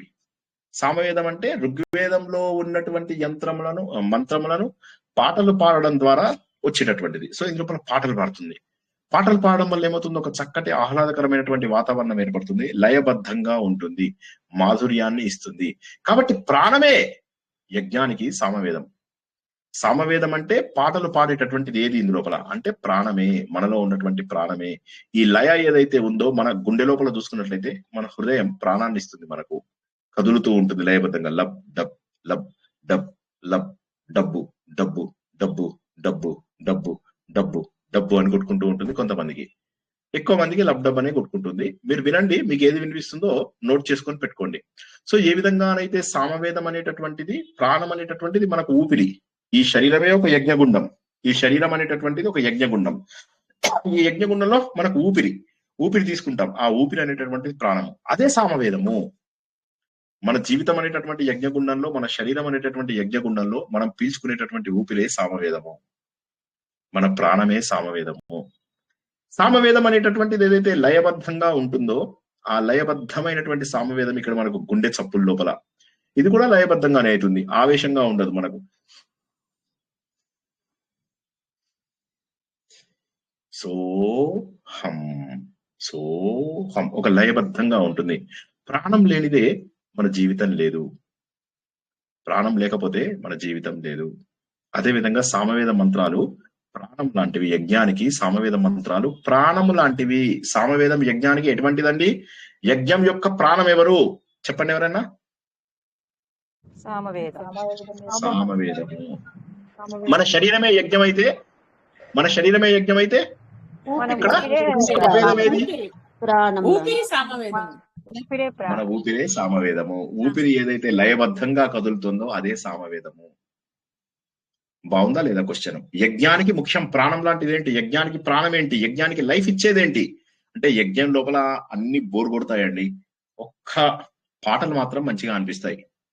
మాకు యజ్ఞం చాలా బోర్ కొడుతుంది. ఇప్పుడు నేనున్నాను, నాకు చాలా విసుగొస్తాయి తెలుసా. యజ్ఞాలు యాగాలు ఇవన్నీ చాలా విసుగొస్తాయి. 5 నిమిషాలు కూడా కూర్చోలేను అక్కడ. కానీ అందులోపల సామవేద మంత్రాలు ఎవరైనా పాడుతుంటే మనకు మంచిగా అనిపిస్తాయి, చాలా బాగా అనిపిస్తాయి.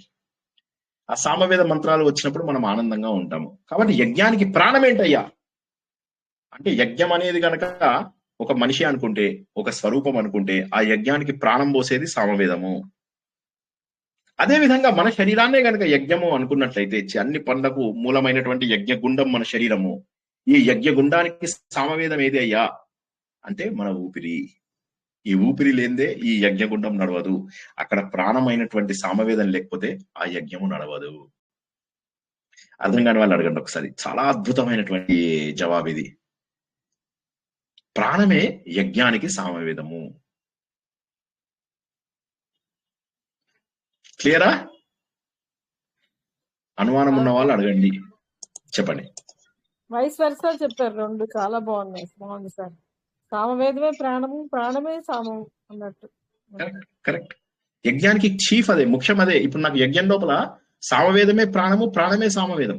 ఎందుకంటే ఇప్పుడు నీకు యజ్ఞం ఏం బోర్ కొడుతుంది మనకి యజ్ఞం. మనం ఏదో ఫలితాలు వస్తాయని కూర్చుంటాం కానీ చాలా కష్టం. రామ్ గోపాల్ వర్మ చెప్తుంటాడు, ఆయనకు ఒక పెద్ద అమ్మగారు అమ్మమ్మగారు ఎవరో ఉండేవారట. సో ఆయన ఏం చేస్తారంటే ఆయన వాళ్ళని తీసుకెళ్ళట, ప్రవచనాలు వింటాను అంటే వాళ్ళ అమ్మమ్మ గారు గురువు ఉన్నారు అంటే ఈయనకి ఇష్టం లేకపోయినా సరే అమ్మమ్మ పిలిచింది కదా అని వెళ్ళేవారట చిన్నప్పుడు. వెళ్తే అక్కడ చూస్తే వీళ్ళ అమ్మమ్మ ఆవులిస్తుందిట, జనాలందరూ ఆవులిస్తున్నారట. ఎవరికి అర్థం కూడా కావడం. ఆ ప్రవచనం చెప్పి ఆయనకు తెలుసు, కానీ మిగతా వాళ్ళందరూ ఆవులిస్తున్నారు, నిద్రలు పోతున్నారు. అర్థము కాకుండా, టాపిక్ అర్థం కాకుండా, ఏం చెప్తున్నారో అర్థం కాకుండా, ఏదో మేము ఇక్కడ వచ్చాము అని చెప్పి చెప్పుకోవడానికి ఒకటి, టైం పాస్ చేసుకోవడానికి కొంతమంది వస్తారు. మూడోది ఏంటంటే ఏదో పుణ్యం వచ్చేస్తుందేమో అన్నటువంటి భావనలో వస్తారు ఎక్కువ మంది. కానీ ఇక్కడ ప్రాణం లేదు. వాళ్ళు చేస్తున్న దాంట్లో ప్రాణం ఏంటి, దాని అర్థాన్ని తెలుసుకోవడం, ప్రవచనకర్త చెప్పినటువంటి విషయాల్లో ఉన్నటువంటి సారాన్ని గుర్తించడమే ఒక ప్రవచనంలో ప్రాణము. కానీ ఇక్కడ ఏం జరుగుతుంది, ఆవులిస్తున్నారు, ఏదో అందరితో పాటు వెళ్ళాలి, టైం పాస్ కావాలని వెళ్తున్నారు. మూడోది ఏంటంటే పుణ్యం వచ్చేస్తుందేమో, ఏదో ఎంతో కొంత విన్నాం కదా, 2 మంచి మాటలు పడితే పుణ్యం వస్తుందిలే అని చెప్పేసి వెళ్తారు.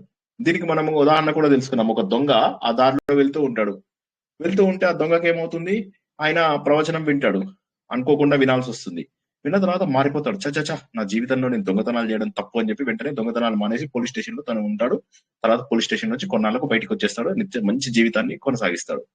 ఈ ప్రవచనం వింటున్న వాళ్ళలో చాడీలు చెప్పేవాళ్ళు, నేరాలు చెప్పేవాళ్ళు, తప్పు మాటలు మాట్లాడే వాళ్ళు, వేరే వాళ్ళ గురించి చెడుగా అనుకునే వాళ్ళు, ఇలా ఎంతో మంది ఉంటారు. కానీ వాళ్ళలో ఎటువంటి మార్పు రాదు. కాబట్టి ప్రాణమే మిస్ అయిపోతుంది అక్కడ. అదే విధంగా యజ్ఞంలో ప్రాణం ఏంటంటే, యజ్ఞం లోపల ప్రాణం ఏంటి అంటే సామవేదం. సామవేదం చదువుతుంటే మనకు అది ఇంకా ప్రాణం లేదొచ్చినట్టుగా ఉంటుంది. అదే విధంగా మన శరీరం అనేటటువంటిది కనుక యజ్ఞగుండం అనుకుంటే ఇక్కడ ప్రాణమే మన హృదయమే సామవేదము, మన ప్రాణమే సామవేదము, మన ఊపిరే సామవేదము. కొద్దిగా కష్టమైనప్పటికీ కూడా చాలా బ్యూటిఫుల్ జవాబు అర్థమైంది. కాబట్టి ప్రాణం సరిగా ఉంటేనే ఈ శరీరం అనేటటువంటి యజ్ఞం నడుస్తుంది. ప్రాణం లేకపోతే ఈ యజ్ఞం లేదు. అదే విధంగా సామవేదం లేకపోతే యజ్ఞం లేదు అనగానే అబ్బా చాలా బాగా చెప్పేవయ్యా. మరి యజ్ఞం లోపల యజుర్వేదం ఏంటో చెప్పు చూద్దాం. యజుర్వేదం అంటే జనరల్ గా ఏమైతుందంటే, ఇప్పుడు మనము సామవేదం ఏదైతే పాటలు అనుకున్నామో, యజుర్వేదం ఏంటంటే యజ్ఞం చేసే పద్ధతిని యజుర్వేదం అంటారు. సార్ సామవేదం ఏమన్నా ఒకటి చెప్పరా సార్ మంత్రం? నాకు రాదండి, నోటికి రాదు. ఉన్నాయి, చాలా ఉన్నాయి కానీ ఇప్పుడు నోటికి రావు. సో వచ్చినా కూడా నేను పాడితే అది అంత బాగోదు. అంటే మీరు చెప్తుంటే వినాలనిపిస్తుంది సార్ అది. సో అయితే సామవేదం శాంతి మంత్రాలు మనం నేర్చుకున్నాము, అందులో చెప్పాము కూడా ఇది సామవేదంలోది అని కూడా చెప్పాము. ఓకే, ఫర్ ఎగ్జాంపుల్ కేనోపనిషత్తు, చాందోగ్యోపనిషత్తు ఇవన్నీ కూడా సామవేదమే.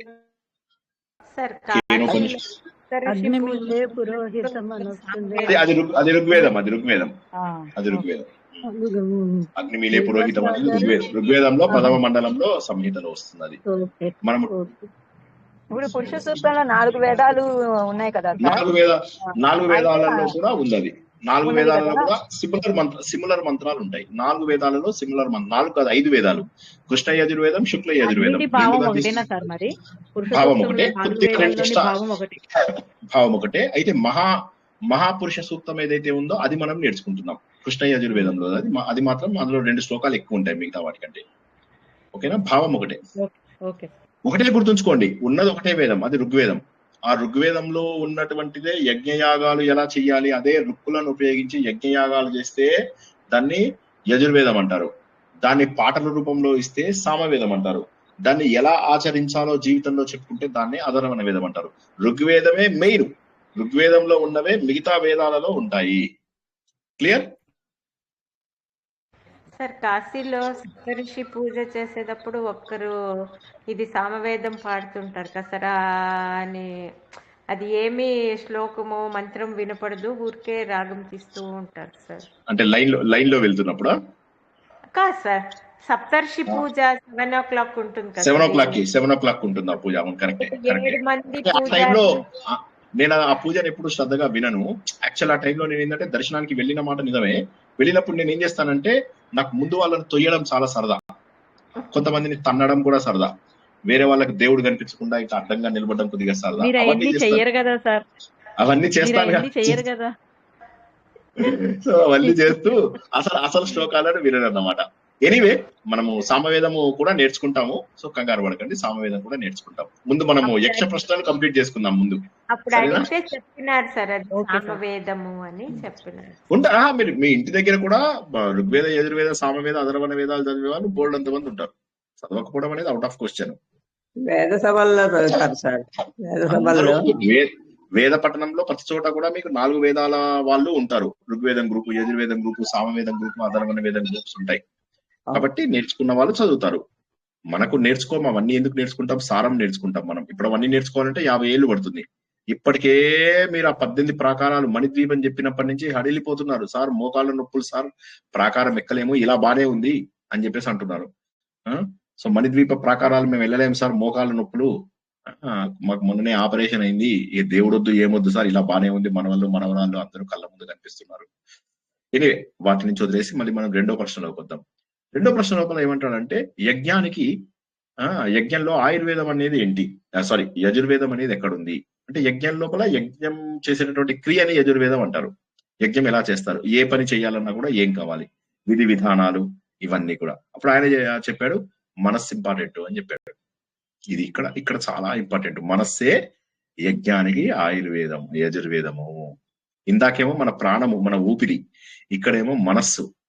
యజుర్వేదం అనేటటువంటిది యజ్ఞానికి మనస్సు లాంటిది. మరొకసారి చెప్తున్నా, యజుర్వేదం అనేటటువంటిది క్రియ. క్రియ అంటే ఏంటి? ఆ క్రియని మనం మనసు లేకుండా చేస్తామా? దేవుడి దగ్గరికి వెళ్తాం, మనం మనస్సు ఉండదు.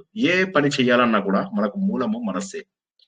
యజ్ఞంలో గాని మన నిత్య కర్మలలో గాని భౌతికంగా చేతులు కదిలిచ్చి మనసు ఇక్కడ, అది మనం ఇక్కడ పుష్పం వేస్తూ ఉంటాం. మనసేమో నిన్న ఆవిడ నన్ను ఆ మాట అంది, వీడు ఈ మాట అన్నాడు, వాడు కారు కొనుక్కున్నాడు, వీడు బంగ్లా కొనుక్కున్నాడు, ఈ ఆలోచనలతో ఉంటుంది. కాబట్టి అగ్ని లోపల ఆజ్యం పోస్తున్నప్పుడైనా అంతే, మనస్సు స్థిరంగా లేకపోతే ఏమీ లాభం లేదు. ఆ క్రియలకు విలువనే లేదు.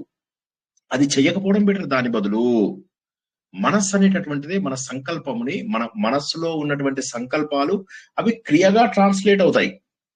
మళ్ళొకసారి చెప్తున్నా, మన మనసు లోపల ఒక కోరిక కోరుకుంటాం, దాన్ని సంకల్పం అంటాం. ఆ సంకల్పమే మనకు క్రియగా ట్రాన్స్ఫర్ అవుతుంది. ఇప్పుడు నేను వేస్తున్నటువంటిది ఫలానా దేవుడి కోసం వేస్తున్నాను, ఓకే, అగ్ని దేవుడు వచ్చి స్వీకరించి దాన్ని ఏ దేవుడికి ఇవ్వాలో ఆ దేవుడికి ఇస్తాడు. ఇలా ఊహించుకుంటూ చేస్తే ఎంత బాగుంటుంది. కాబట్టి కనుక మనకు మనస్సు కనుక సరిగా లేకపోతే ఈ క్రియలు లాభం లేదు. కాబట్టి యజుర్వేదంకి ముఖ్యమైనటువంటిది ఏంటయ్యా అంటే మనస్సు. కాబట్టి మనస్సే నిజమైన యజుర్వేదం. సో మనస్సే నిజమైనటువంటిది, సంకల్పానికి మూలమైనటువంటిది మనస్సు. ఆ మనస్సు ఏకాగ్రతంగా ఉంటేనే మన జీవితం అనేటటువంటి యజ్ఞం కూడా సఫలీకృతం అవుతుంది. కాబట్టి మనం చేసేటటువంటి ప్రతి పని కూడా మనస్సు, మన శరీరంలోనే, మన శరీరం ఒకసారి గుర్తుంచుకోండి, మన శరీరమే ఒక యజ్ఞం. ఇది యజ్ఞగుండం. ఈ యజ్ఞగుండం లోపల మనకు సామవేదం ఏదయ్యా అంటే రిథమిక్ గా కొట్టుకునేటటువంటి నా హృదయమే. ఈ హృదయంలోనే భగవంతుడు 10 అంగుళాలు దశాంగులంలో ఉన్నటువంటి ఆ భగవంతుడు లయబద్ధంగా కొట్టుకుంటున్నాడు. సంగీతం అది ఓంకారము, సోహం అదే. అటువంటిది నా హృదయంలో ఉంది, అదే నాకు సామవేదము. నా మనస్సు ఏదైతే ఉందో ప్రతి పనిని చేసేది యజుర్వేదం. యజుర్వేదం అంటే పని చేయడం. మరి ఆ పని చేసేది ఏది? నా మనస్సు. నేను సంకల్పంతో చేయాలి, మనసు లేకుండా చేయడం. దానం కూడా మన మనసు లేకుండా చేయడం తప్పు. యజ్ఞం మనసు లేకుండా చేయడం తప్పు. తపస్సు మనసు లేకుండా చేస్తే అది తపస్సే కాదు. నిన్న మనం తెలుసుకున్న మనోవాక్కాయాలు అని చెప్పి భగవద్గీతలో తపస్సు డెఫినేషన్ ఇట్ సెల్ఫ్ ఈజ్ మనోవాక్కాయాలు ముగ్గురితో చేయాలని, మూడిటితో చేయాలని, త్రికరణ శుద్ధితో చేయాలి. కాబట్టి మనస్సు అనేది అన్నిటికంటే గొప్పది. బాబు అర్థం చేసుకో. మరి వేదాన్ని వరించేది వేదము దేన్ని స్వీకరిస్తుంది? సారీ, యజ్ఞం దేన్ని స్వీకరిస్తుంది? థర్డ్ క్వశ్చన్, యజ్ఞము దేన్ని స్వీకరిస్తుంది అంటే ఋగ్వేదాన్ని స్వీకరిస్తుంది. ఋగ్వేదం అంటే ఏంటి? మంత్రాలు. మెయిన్ ఋగ్వేదం, మళ్ళీ ఒకసారి చెప్తాను, అందరికి జాగ్రత్తగా వినండి. ఋగ్వేదం అంటే మంత్రాలు. ఈ మంత్రాలు చదవడం వల్ల వివిధ దేవతలు వస్తారు. ఓ అగ్నిదేవ, ఓ వరుణదేవ, ఓ విశ్వే దేవతలారా, ఓ అశ్విని దేవతలారా, ఓ ఇంద్రుడా, ఇలా మనం కోరుకుంటూ ఉంటాం కదా. ఇవన్నీ మంత్రాలు కూడా వచ్చేటటువంటిది మనకు ఋగ్వేదం. సో ఋగ్వేదంని యజ్ఞము యాక్సెప్ట్ చేస్తుంది. యజ్ఞము యాక్సెప్ట్ చేసేది ఏంటి అంటే, యజ్ఞము మాట్లాడేది దేనితోటి, యజ్ఞము దేంతో కమ్యూనికేట్ చేస్తుంది. ప్లీజ్ కొద్దిగా గట్టిగా పట్టుకోండి, ఇలా గట్టిగా పట్టుకోండి. యజ్ఞానికి కమ్యూనికేషన్ మీడియం ఏంటి? యజ్ఞానికి కమ్యూనికేషన్ మీడియం ఏంటి అంటే నీ మంత్రము. దాన్ని రుక్కు అంటాము. అంటే రుక్కు అంటే ఋగ్వేదం. సో ఒక ప్రశ్న యజుర్వేదం, ఒక ప్రశ్న సామవేదం. ఇది యజుర్వేదం. యజుర్వేదంలో ఉన్న రుక్కు వల్లనే you are able to communicate with the gods. అగ్నిదేవుడితో మాట్లాడుతున్నాం, వర్ణదేవుడితో మాట్లాడుతున్నాం, విశ్వదేవుడితో దేవుళ్ళతో మాట్లాడుతున్నాం, అశ్విని దేవతలతో మాట్లాడుతున్నాం, ఇంద్రుడితో మాట్లాడుతున్నాం, అందరు దేవతలతో మాట్లాడుతున్నాం నువ్వు ఋగ్వేదంలో ఉన్న రుక్కుల వల్ల. అదే విధంగా మన జీవితంలో వాక్కు, మన శరీరమే యజ్ఞగుండం అయితే ఈ వాక్కు అనేటటువంటిది నీకు కమ్యూనికేషన్ మీడియము. సో అక్కడ రుక్కు ఇక్కడ. సో ఇప్పుడు మన శరీరంలో వేదాలు ఉన్నాయంటే ఒప్పుకుంటారా అండి? మన శరీరంలో మన వాక్కే ఋగ్వేదము, మన హృదయమే సామవేదము, మన మనస్సే యజుర్వేదము. అర్థమైందా కాలేదా ఎవరికైనా? హలో, నేను ఆపాను, అడగండి. లేదు లేదా? కావాలని ఆపాను. ఇందులో కనీసం 2 ప్రశ్నలైనా నాకు రావాలి, లేకపోతే మీకు అర్థం కానట్టే లెక్క. మళ్ళీ ఒకసారి చెప్పండి. కమ్యూనికేషన్ అంటే దేవుడికి మనకి వాక్కు వల్ల, మంత్రం వల్ల కమ్యూనికేషన్. మంత్రం కరెక్ట్, మంత్రం వల్ల కమ్యూనికేట్ అవుతుంది. లేకపోతే యజుర్వేదం ఉత్తగా పనులు చేస్తాం మనం. ఇప్పుడు ఫర్ ఎగ్జాంపుల్ మీరు ఇంటి దగ్గర ఒక కార్యక్రమం చేయాలి, అధర్వణ వేదం. సింపుల్ ఎగ్జాంపుల్ చెప్తా, కొద్దిగా అర్థం చేసుకోండి. వేదము యజ్ఞం ఎలా చేస్తారో అందరూ కూడా కొద్దిగా జాగ్రత్తగా ఇంకోండి. ఒక్క నిమిషం.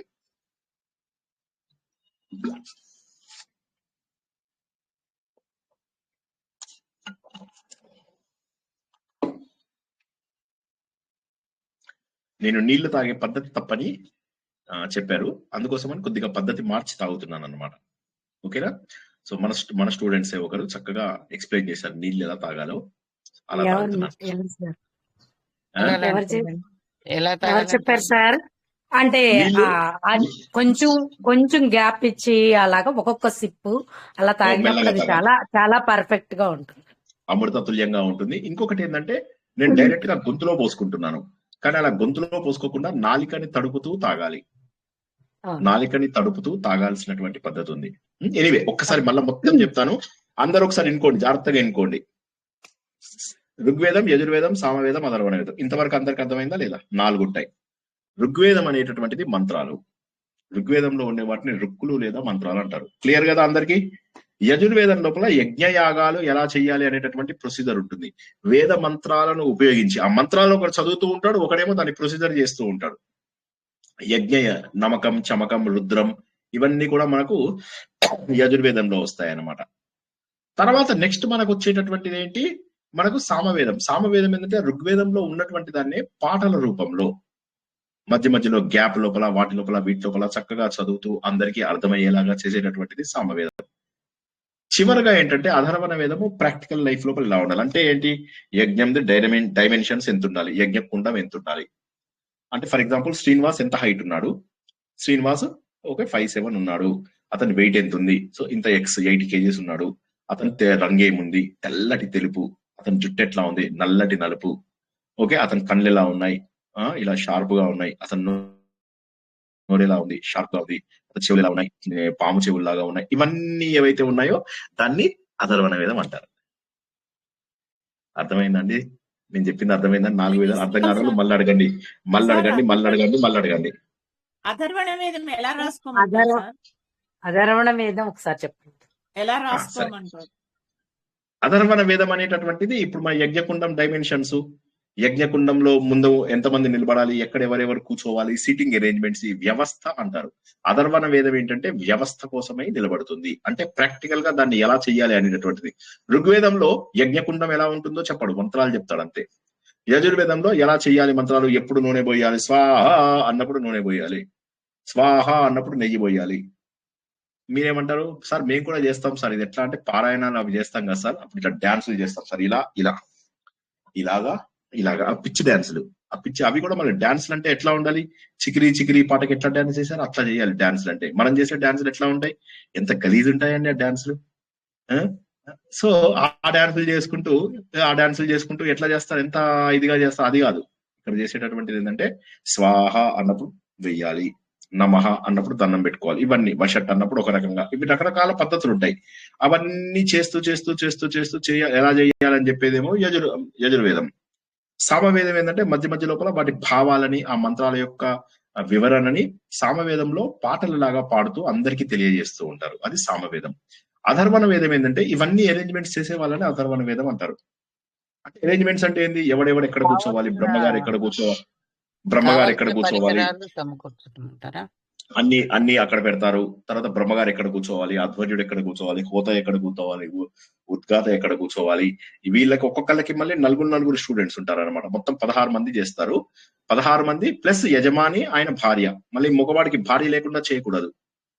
నాకు భార్య లేదు సార్, నేను చేస్తాను యజ్ఞం అంటే, లేదు లేదు నీకు అర్హత లేదు అంటారు. భార్య భర్త ఇద్దరు కలిసి చేస్తారు. సో మొత్తం మీద 18 మంది కలిసి చేసేటటువంటిది. 18 అంటే 8 + 1 9. సో భగవంతుడి సంఖ్య. ఆ 18 మంది కలిసి చేసేటటువంటిది యజ్ఞం. ఈ యజ్ఞం లోపల ఏమవుతుందంటే పాటల రూపంలో వచ్చేటటువంటిది మన హృదయం స్పందిస్తూ ఉంటుంది. మనకు వాక్కు కమ్యూనికేషన్ విత్ ఎవ్రీబడి, దాన్ని ఏమంటారు? ఋగ్వేదం, రుక్కులు అంటారు. యజుర్వేదం అంటే చేయవలసినటువంటి పనులు, చేతులతో చేస్తాము, కానీ దానికి కావాల్సింది మనస్సు అంటున్నాడు. సో చేతులు కాళ్ళు అనకుండా, ఇంద్రియాలు అనకుండా, అన్నిటికంటే గొప్ప ఇంద్రియం మనస్సు. పని చేయడానికి ముఖ్యం మనస్సు. మనస్సు అడుగుతుంది, అరే లడ్డు దినాలు నుందిరా అంటుంది. అనగానే చేతులు ఓకే ఓకే అని ఇలా ఊపుకుంటూ వెళ్ళిపోయి అలా వెళ్తాయి ఫ్రిడ్జ్ వైపుకి. కాళ్ళు నడుచుకుంటూ వెళ్తాయి. చేతులు లోపలి, పాపం చేతుల తప్పు లేదు, కాళ్ళ తప్పు లేదు, నోటి తప్పు లేదు, మనస్సు యొక్క తప్పు. సో మనసు అనేటటువంటి ఇంద్రియమే అదే విధంగా మనకు యజ్ఞానికి కూడా కావాలి. అంటే యజుర్వేదంలో అన్నిటికంటే ముఖ్యం ఏంటయ్యా అంటే మనస్సు. ఇక మిగిలింది వ్యవస్థ. వ్యవస్థ అంటే సరే మన అన్ని పనులు చేయగలిగేటటువంటి ప్లానింగ్ అది ఇది. అయితే ఇందులో అధర్వణ వేదం గురించి అడగడు. ఈ 3 అర్థమయ్యాయి. ఎందుకంటే మొదట్లో మనకు 3 వేదాలే ఉండేవి. సో అప్పట్లోపల తర్వాత వేదవ్యాసుడు దీన్ని 4 వేదాలుగా చేయడము, ఋగ్వేదం నుంచి కొన్ని మంత్రాలు ఇందులో యాడ్ చేయడము, మన జీవితంలో ఉన్నటువంటి ముఖ్య విషయాలు, ఆచరణీయమైనటువంటివి, నైతిక విలువలు, ఇవన్నీ కూడా కలిపి దీన్ని మరొక వేదం స్టేటస్ ఇచ్చారు. అయితే అప్పటికి కూడా అధర్వణ వేదంకి వేదం స్టేటస్ ఇవ్వలేదు. అప్పుడు ఏం చేశారంటే కొత్త మంత్రాలు అన్ని యాడ్ చేసిన తర్వాత స్వతంత్ర వేదం అది అధర్వణ వేదం అనేది. అప్పుడు ఏం చేశారంటే దానికి వేదం స్టేటస్ రావాలి అంటే ఎంతో కొంత ఏదో యాడ్ చేయాలి. అప్పుడు ఋగ్వేదం నుంచి కొన్ని మంత్రాలు యాడ్ చేశారు. బట్ అదర్వైజ్ ఋగ్వేదం, యజుర్వేదం, సామవేదం ఒకటే విషయాన్ని తెలియజేస్తాయి. ప్లీజ్ కొద్దిగా చేయబట్టుకోండి. అయిపోయింది, 8 నిమిషాల్లో వదిలేస్తా, పట్టుకోండి. ఈ 3 కూడా ఒకే విషయాన్ని తెలియజేస్తాయి, ఋగ్, యజుర్, సామవేదాలు. అందుకే 3 వేదాలు, త్రిసామో సామగా సామ అని అంటాం కదా. 3 వేదాలే ఉన్నాయి మనకు. కానీ 4వది స్వతంత్ర వేదం. ఋగ్వేదం పైన ఆధారపడి యజుర్వేదం, సామవేదం ఉన్నాయి. అధర్వణ వేదం ఏమో ప్రత్యేకమైన వేదం, కానీ దానికి వేదం స్టేటస్ ఇవ్వలేదు చాలా రోజులు. అప్పుడు ఈయన ఏం చేశారంటే ఋగ్వేదం నుంచి కొన్ని మంత్రాలు తీసి ఇక్కడ యాడ్ చేసేశారు. దానికి కూడా అప్పుడు ఇచ్చారు. అసలు యాక్చువల్ గా అధర్వణ వేదం స్వతంత్ర వేదం. పూర్తిగా సమాజంలో ఎలా ఉండాలి, లౌకిక విలువలు ఎలా ఉండాలి, రకరకాల విషయాలు అనేది మనకు తెలియజేయడం అంటూ జరిగింది అనమాట. ఫర్ ఎగ్జాంపుల్ అర్థశాస్త్రం అధర్వణ వేదం నుంచి వచ్చింది. అర్థశాస్త్రం అంటే ఎకనామిక్స్, అది అధర్వణ వేదం నుంచి వచ్చింది. ఎంత బ్యూటిఫుల్ విషయాలని మనం అర్థం చేసుకుంటున్నామో గుర్తుంచుకోండి. ఋగ్వేదంలోంచి ఆయుర్వేదం వచ్చింది. యజుర్వేదంలోంచి ఈ బాణాల వేదం ఏమంటారు, ధనుర్వేదం వచ్చింది. సామవేదం నుంచి స్థాపత్య వేదం, గాంధర్వ వేదం వచ్చింది, శిల్పకళ, నృత్యకళ. అధర్వణ వేదం నుంచి వచ్చింది ఏంటి చెప్పాను, ఇప్పుడే చెప్పాను ఏంటి, ఎకనామిక్స్. ఎవరన్నా చెప్పగలరా ఇవన్నీ ఒకసారి? ఋగ్వేదం నుంచి, సరే నేను అడుగుతాను, జవాబు చెప్పండి. ఋగ్వేదం నుంచి ఏమొచ్చింది? ఆయుర్వేదం. Very good. యజుర్వేదం నుంచి ఏమొచ్చింది?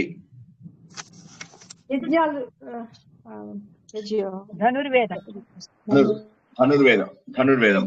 సామవేదం నుంచి ఏమొచ్చింది? సంగీతము, కళలు, శిల్పకళ,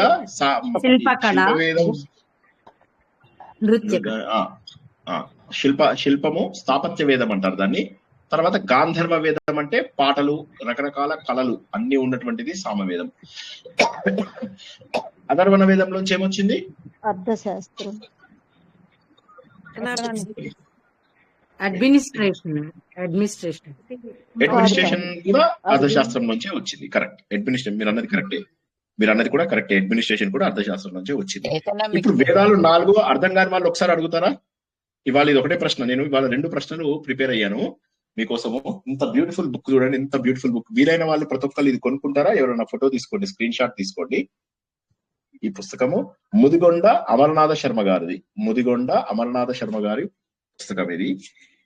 కనపట్టేట్టు పెట్టండి, ఆధార్ పేరు. ఒకసారి పెట్టరా సార్? ఒకసారి పైకి పెట్టండి, ఇంకొంచెం పైకి పెట్టండి.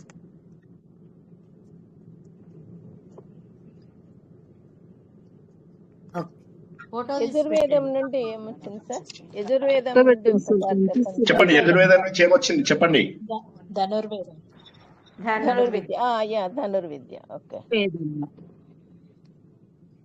మీరు ఒకటే గుర్తుంచుకోండి, నేర్చుకుంటున్నటువంటి జ్ఞానము జీవితాన్ని మారుస్తుందని గుర్తుంచుకోండి. ఒక్క అవకాశం జీవితంలో, లాస్ట్ అవకాశం వచ్చింది. ఇది నేర్చుకుంటే వచ్చే జన్మలో ఇక్కడి నుంచి స్టార్ట్ అవుతుంది. జన్మ కూడా మీకు ఫాస్ట్ గా వస్తుంది అండ్ ఇక్కడి నుంచి నేర్చుకుంటాం. ఒకవేళ నిజంగా ఇదే జన్మలో సమయం ఉండి సాధన చేస్తే ఇంకొక జన్మ రాదు, అనంతమైనటువంటి ఆనంద స్థితికి వెళ్ళిపోతాము, జీవన్ముక్తులం అయిపోతాము. గుర్తుంచుకోండి, జీవితమే ఒక యజ్ఞం. జీవితం అనేటటువంటిది ఒక యజ్ఞం. ఆ యజ్ఞం లోపల మనకి ఇప్పుడు తెలుస్తుంది ప్రాణం ఏంటండి. జీవితంలో ప్రాణం ఏంటి మనకు? ఏ వేదం? ఊపిరి, సామవేదం. సామవేదమే ప్రాణము, మనస్సు ప్రాణమే సామవేదము. కమ్యూనికేషన్ మనస్సు సామవేదం అంటారేంటి? మనస్సు యజుర్వేదం. యజుర్వేదం. ప్రాణము సామవేదం. ఋగ్వేదమేమో ఋగ్వేదమేమో ఇది మంత్రాలు కమ్యూనికేషన్ చేస్తుంది. కమ్యూనికేషన్ అంటే వాక్కు. మనలో మన శరీరమే యజ్ఞగుండం అయితే వాక్కు. ఇప్పుడు యాక్చువల్ యజ్ఞగుండం లోపల మనకు ఋగ్వేదం అనేది రుక్కులు, ఇక్కడేమో మనకు వాక్కు. అవునా? ఈ వాక్కు అనేటటువంటిది ఏదైతే ఉందో ఇది మాత్రమే మన జీవితంలో ఎప్పుడు కూడా చేస్తుంది. ఇప్పుడు ఇక చివరిగా ఏంటంటే అతిక్రమించినటువంటిది ఏది? యజ్ఞంలో ఏది అతిక్రమించకూడదు? యజ్ఞం చేసేటప్పుడు what you are not suppose to do, ఏం చేయకూడదు. అప్పుడు ఎప్పుడు చెప్తాడు ఏంటంటే అజ్ఞానంతో హద్దులు దాటకూడదు. ఎవరో మాట్లాడుతున్నారండి? ఏంటి? సారీ, హలో,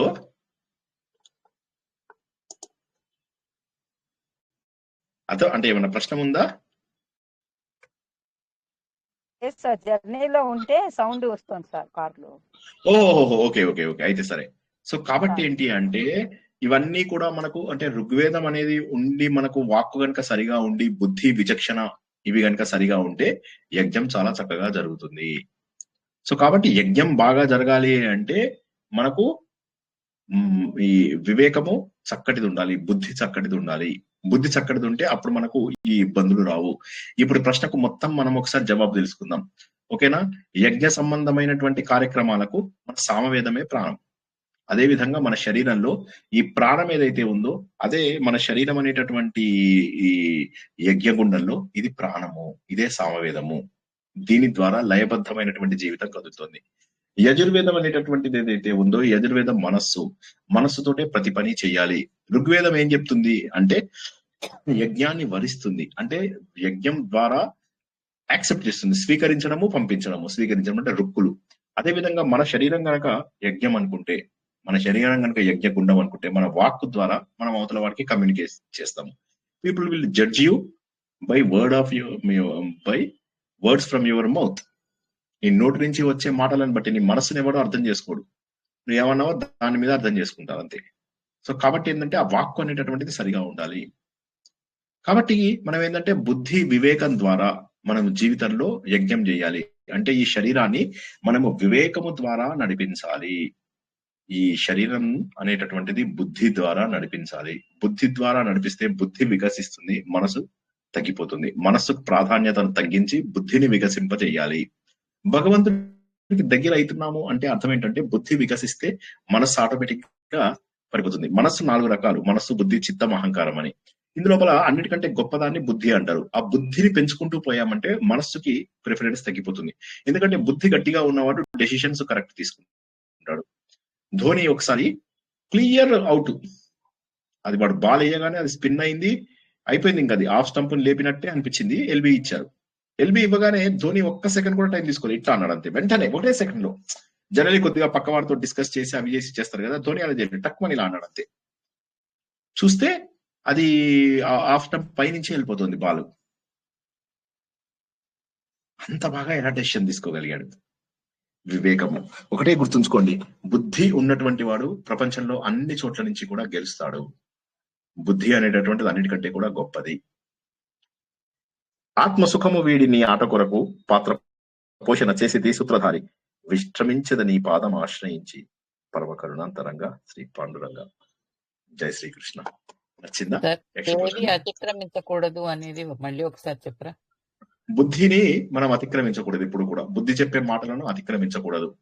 మనకు చెప్పేది ఏవైతే ఉన్నాయో ఋగ్వేదంలో వాటిల్లో వీటిల్లో వీటన్నిటిలో మనకు చెప్పినటువంటి నీతి నియమాలు ఏవైతే ఉంటాయో వాటిని ఎప్పుడు కూడా మనము అతిక్రమించకూడదు. అంటే ఋగ్వేదంలో ఉన్నటువంటి రుక్కుని మనం అతిక్రమించకూడదు. ఎందుకు? ఆ రుక్కు లోపల మనకు అన్ని నియమాలు ఉంటాయి, ఏది ఎలా ఉంది ఏంటనేది. కాబట్టి ఆ ఋగ్వేదాన్ని మనం అతిక్రమించకూడదు. అన్ని కూడా ఋగ్వేదం పైన ఆధారపడ్డాయి.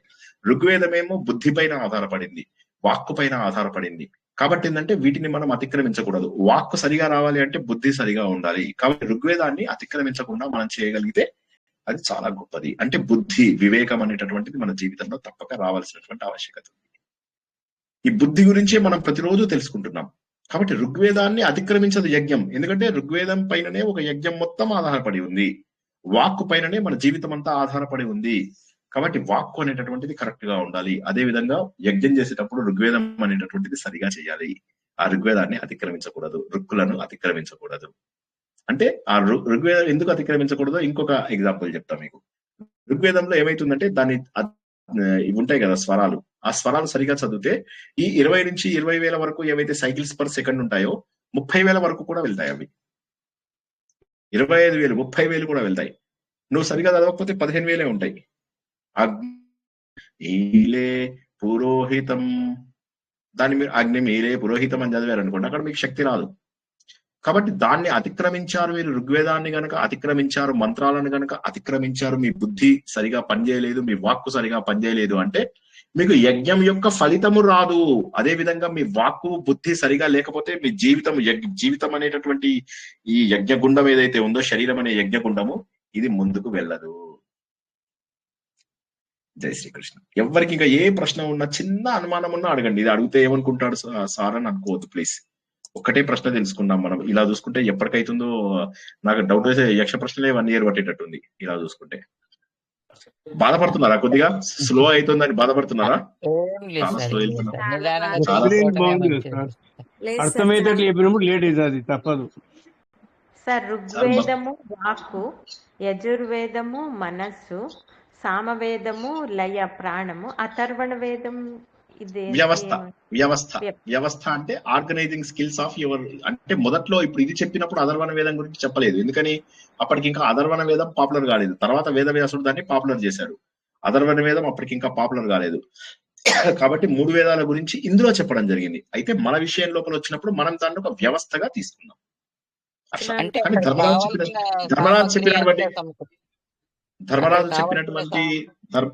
ధర్మరాజు చెప్పినటువంటి జవాబులో అథర్వణ వేదం లేదు. నేను కేవలం మీకు అర్థం కావాలని చెప్పాను అంతే.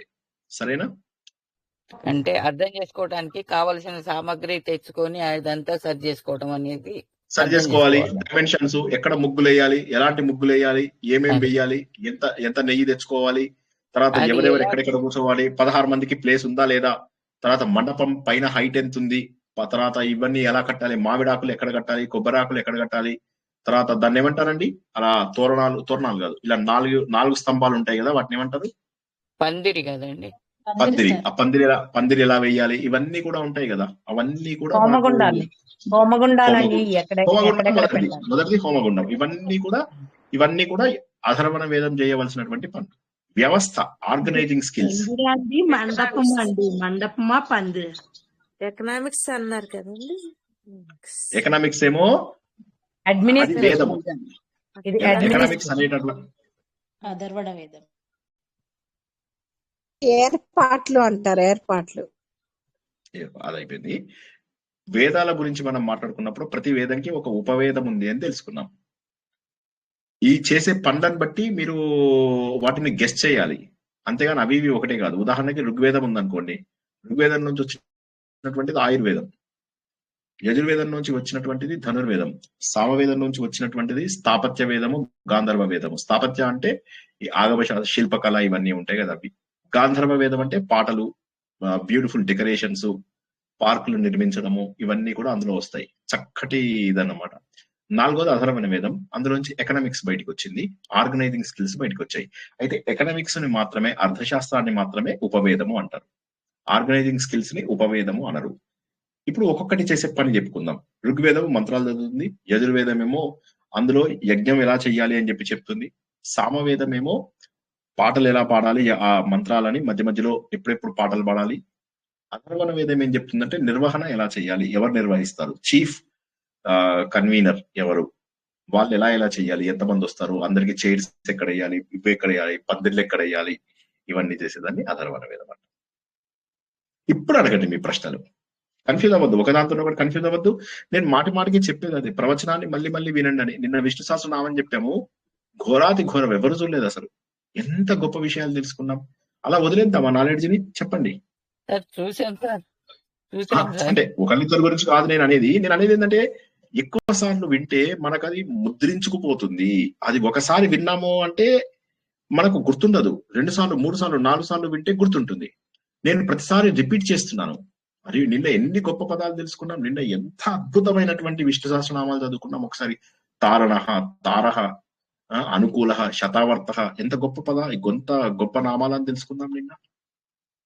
సరే, ఎనీవే, ఇంకా ఇవాళ ఏమైనా ప్రశ్నలు ఉంటే అడగండి. ఇవాళది కూడా వీలైనన్ని సార్లు వినండి, మళ్ళీ మర్చిపోరు. ఇక మీరు ఒక 2 సార్లు రివిజన్ చేస్తే మర్చిపోరు. ప్రపంచంలో ఏదైనా అంతే, మొదటిసారి అర్థమైనట్టే ఉంటుంది, ప్రవచనం అయిపోయిన అరగంటలో మర్చిపోతాం. కాబట్టి ఏంటంటే మళ్ళీ వినాలి. ఎన్నిసార్లు వీలైతే అన్నిసార్లు. ఒక రోజులో 24 గంటలు ఉంటాయి. ఇవాళ ఒక్క రోజు నేను 3 ప్రవచనాలు చెప్పాను. 3 నెలల 6 గంటల పాటు నేను ఇది అయ్యాను. ప్రిపరేషన్ కి ఇంకో 2-3 గంటలు 8 గంటల పాటు నేను కష్టపడ్డప్పుడు మీరు 8 గంటల పాటు వినడం మీ బాధ్యత కదా, ఒకసారి ఆలోచించండి. ఇది 3వ ప్రవచనం ఇవాళ నాది. హోమగుండానికి కొలతలు ఉంటాయా సార్? హోమగుండాన్ని కూడా కొలతలు పెడతారా? కొలతలు ఉంటాయి, ఎందుకంటే రకరకాల యజ్ఞాలు ఉంటాయి. పుత్రకామష్టికి ఎలా పెట్టాలి, నక్షత్రేష్టికి ఎలా పెట్టాలి, రకరకాల యజ్ఞాలకు రకరకాల పద్ధతులు, రకరకాల డైమెన్షన్స్ ఉంటాయి. అవన్నీ వేరువేరుగా ఉంటాయి. నెక్స్ట్, జై శ్రీకృష్ణ. 2022లో మీరు చెప్పినప్పుడు నేను రాసుకున్నాను. ఒక్కసారి అవి చెప్తాను. ఒక్కసారి ఋగ్వేదానికేమో అగ్నిమిళే పురోహితం, యజుర్వేదానికేమో ఇషిత్వ జేత్వ వాయవ, సామవేదానికేమో అంశ అని చెప్పారు అప్పుడు మీరు. అధర్వణ వేదానికేమో షన్నో దేవే రభిష్టయి అని చెప్పారు. కరెక్ట్. అదిగాక మనము రీసెంట్ గా కూడా మనము శాంతి మంత్రాలు తెలుసుకున్నప్పుడు, అంటే ఈ 25 గత సంవత్సరంలో శాంతి మంత్రాలు తెలుసుకున్నప్పుడు ఏ శాంతి మంత్రం ఎందులోది అనేది కూడా తెలుసుకున్నాం. అప్పుడు మనం అందులో కూడా ఉంది. థ్యాంక్స్ అండి, మీరు మంచిగా జ్ఞాపకం చేశారు. బట్ అప్పుడు కూడా ఉన్నాయి, మనం మొన్న మధ్య కూడా తెలుసుకున్నాము. ఒకసారి రిఫర్ చేయండి. జై శ్రీకృష్ణ. Thank you. శ్రీనివాసరావు గారు అప్పుడు రాసుకున్నాను మీరు చెప్పినప్పుడు 2022. అప్పుడు ఎంత ఉండేదో అసలు, నిజంగా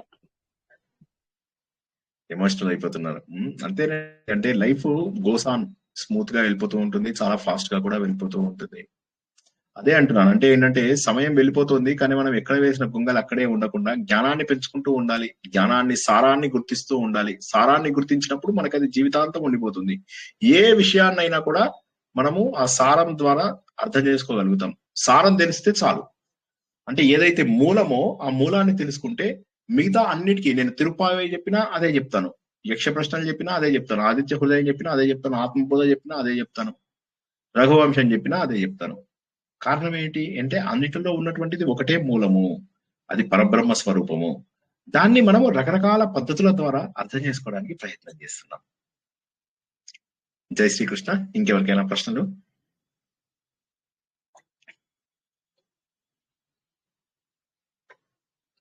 వండర్ఫుల్. అందరూ కూడా ఆలోచన ద్వారా భగవంతుడికి దగ్గర అవ్వాలని, భగవంతుడు ఇచ్చినటువంటి చివరి అవకాశం జ్ఞాన సముపార్జన చేయడం. జ్ఞానం కంటే మించినటువంటిది, పవిత్రమైనటువంటిది ప్రపంచంలో లేదు. ఇది మాత్రమే మనం చేసినటువంటి కోటానుకోట్ల జన్మలలో పాపాలని, పుణ్యాలని, ప్రారబ్ధాన్ని, వాసనలని అన్నింటినీ కూడా తొలగించగలదు. కాబట్టి అటువంటి మహోన్నతమైనటువంటి జ్ఞానాన్ని నేర్చుకోవడానికి మనము సిద్ధంగా ఉండాలి. నేర్చుకున్న ప్రతిదాన్ని పునశ్చరణ చేసుకోవాలి. పునశ్చరణ చేసుకున్న దాన్ని ఆచరింపాలి. దీనినే శ్రవణం, మననం, నిధిధ్యాసనం అంటాము. అందరూ కూడా సరైన మార్గంలో వెళ్తారని ఆశిస్తూ ఈ రోజు ప్రవచనాన్ని ఇక్కడికి ముగించుకుంటున్నాం. ఈ రోజు 3వ ప్రవచనము. 3 ప్రవచనాలు కూడా వీలైనన్ని సార్లు వినండి. రేపు చక్కగా ఆదివారం బోల్డంత సమయం దొరుకుతుంది. పునర్దర్శనం రేపు రాత్రి 9 గంటలకు. కొత్త విషయాలు, ఇప్పటి వరకు రామాయణము, రాముడి గురించి మాత్రమే తెలుసుకున్నాము. ఇప్పుడు కుషుడు, ఆయన ఆయన నుంచి జరిగినటువంటి కొత్త కథలు, ఇప్పటి వరకు విననటువంటి కథలు, విన్నా కూడా సగం సగమే తెలిసినటువంటి కథలు, రఘువంశంలో ముఖ్యమైనటువంటి భాగంలోకి ఇప్పుడు మనము ప్రవేశించబోతున్నాము. అటువంటి ఆహ్లాదకరమైనటువంటి రఘువంశంతో రేపు కలుస్తాము. అప్పటి వరకు అందరికీ కూడా శుభం భూయాత్, శుభరాత్రి, జై శ్రీకృష్ణ. జై శ్రీకృష్ణ సార్. శ్రీకృష్ణ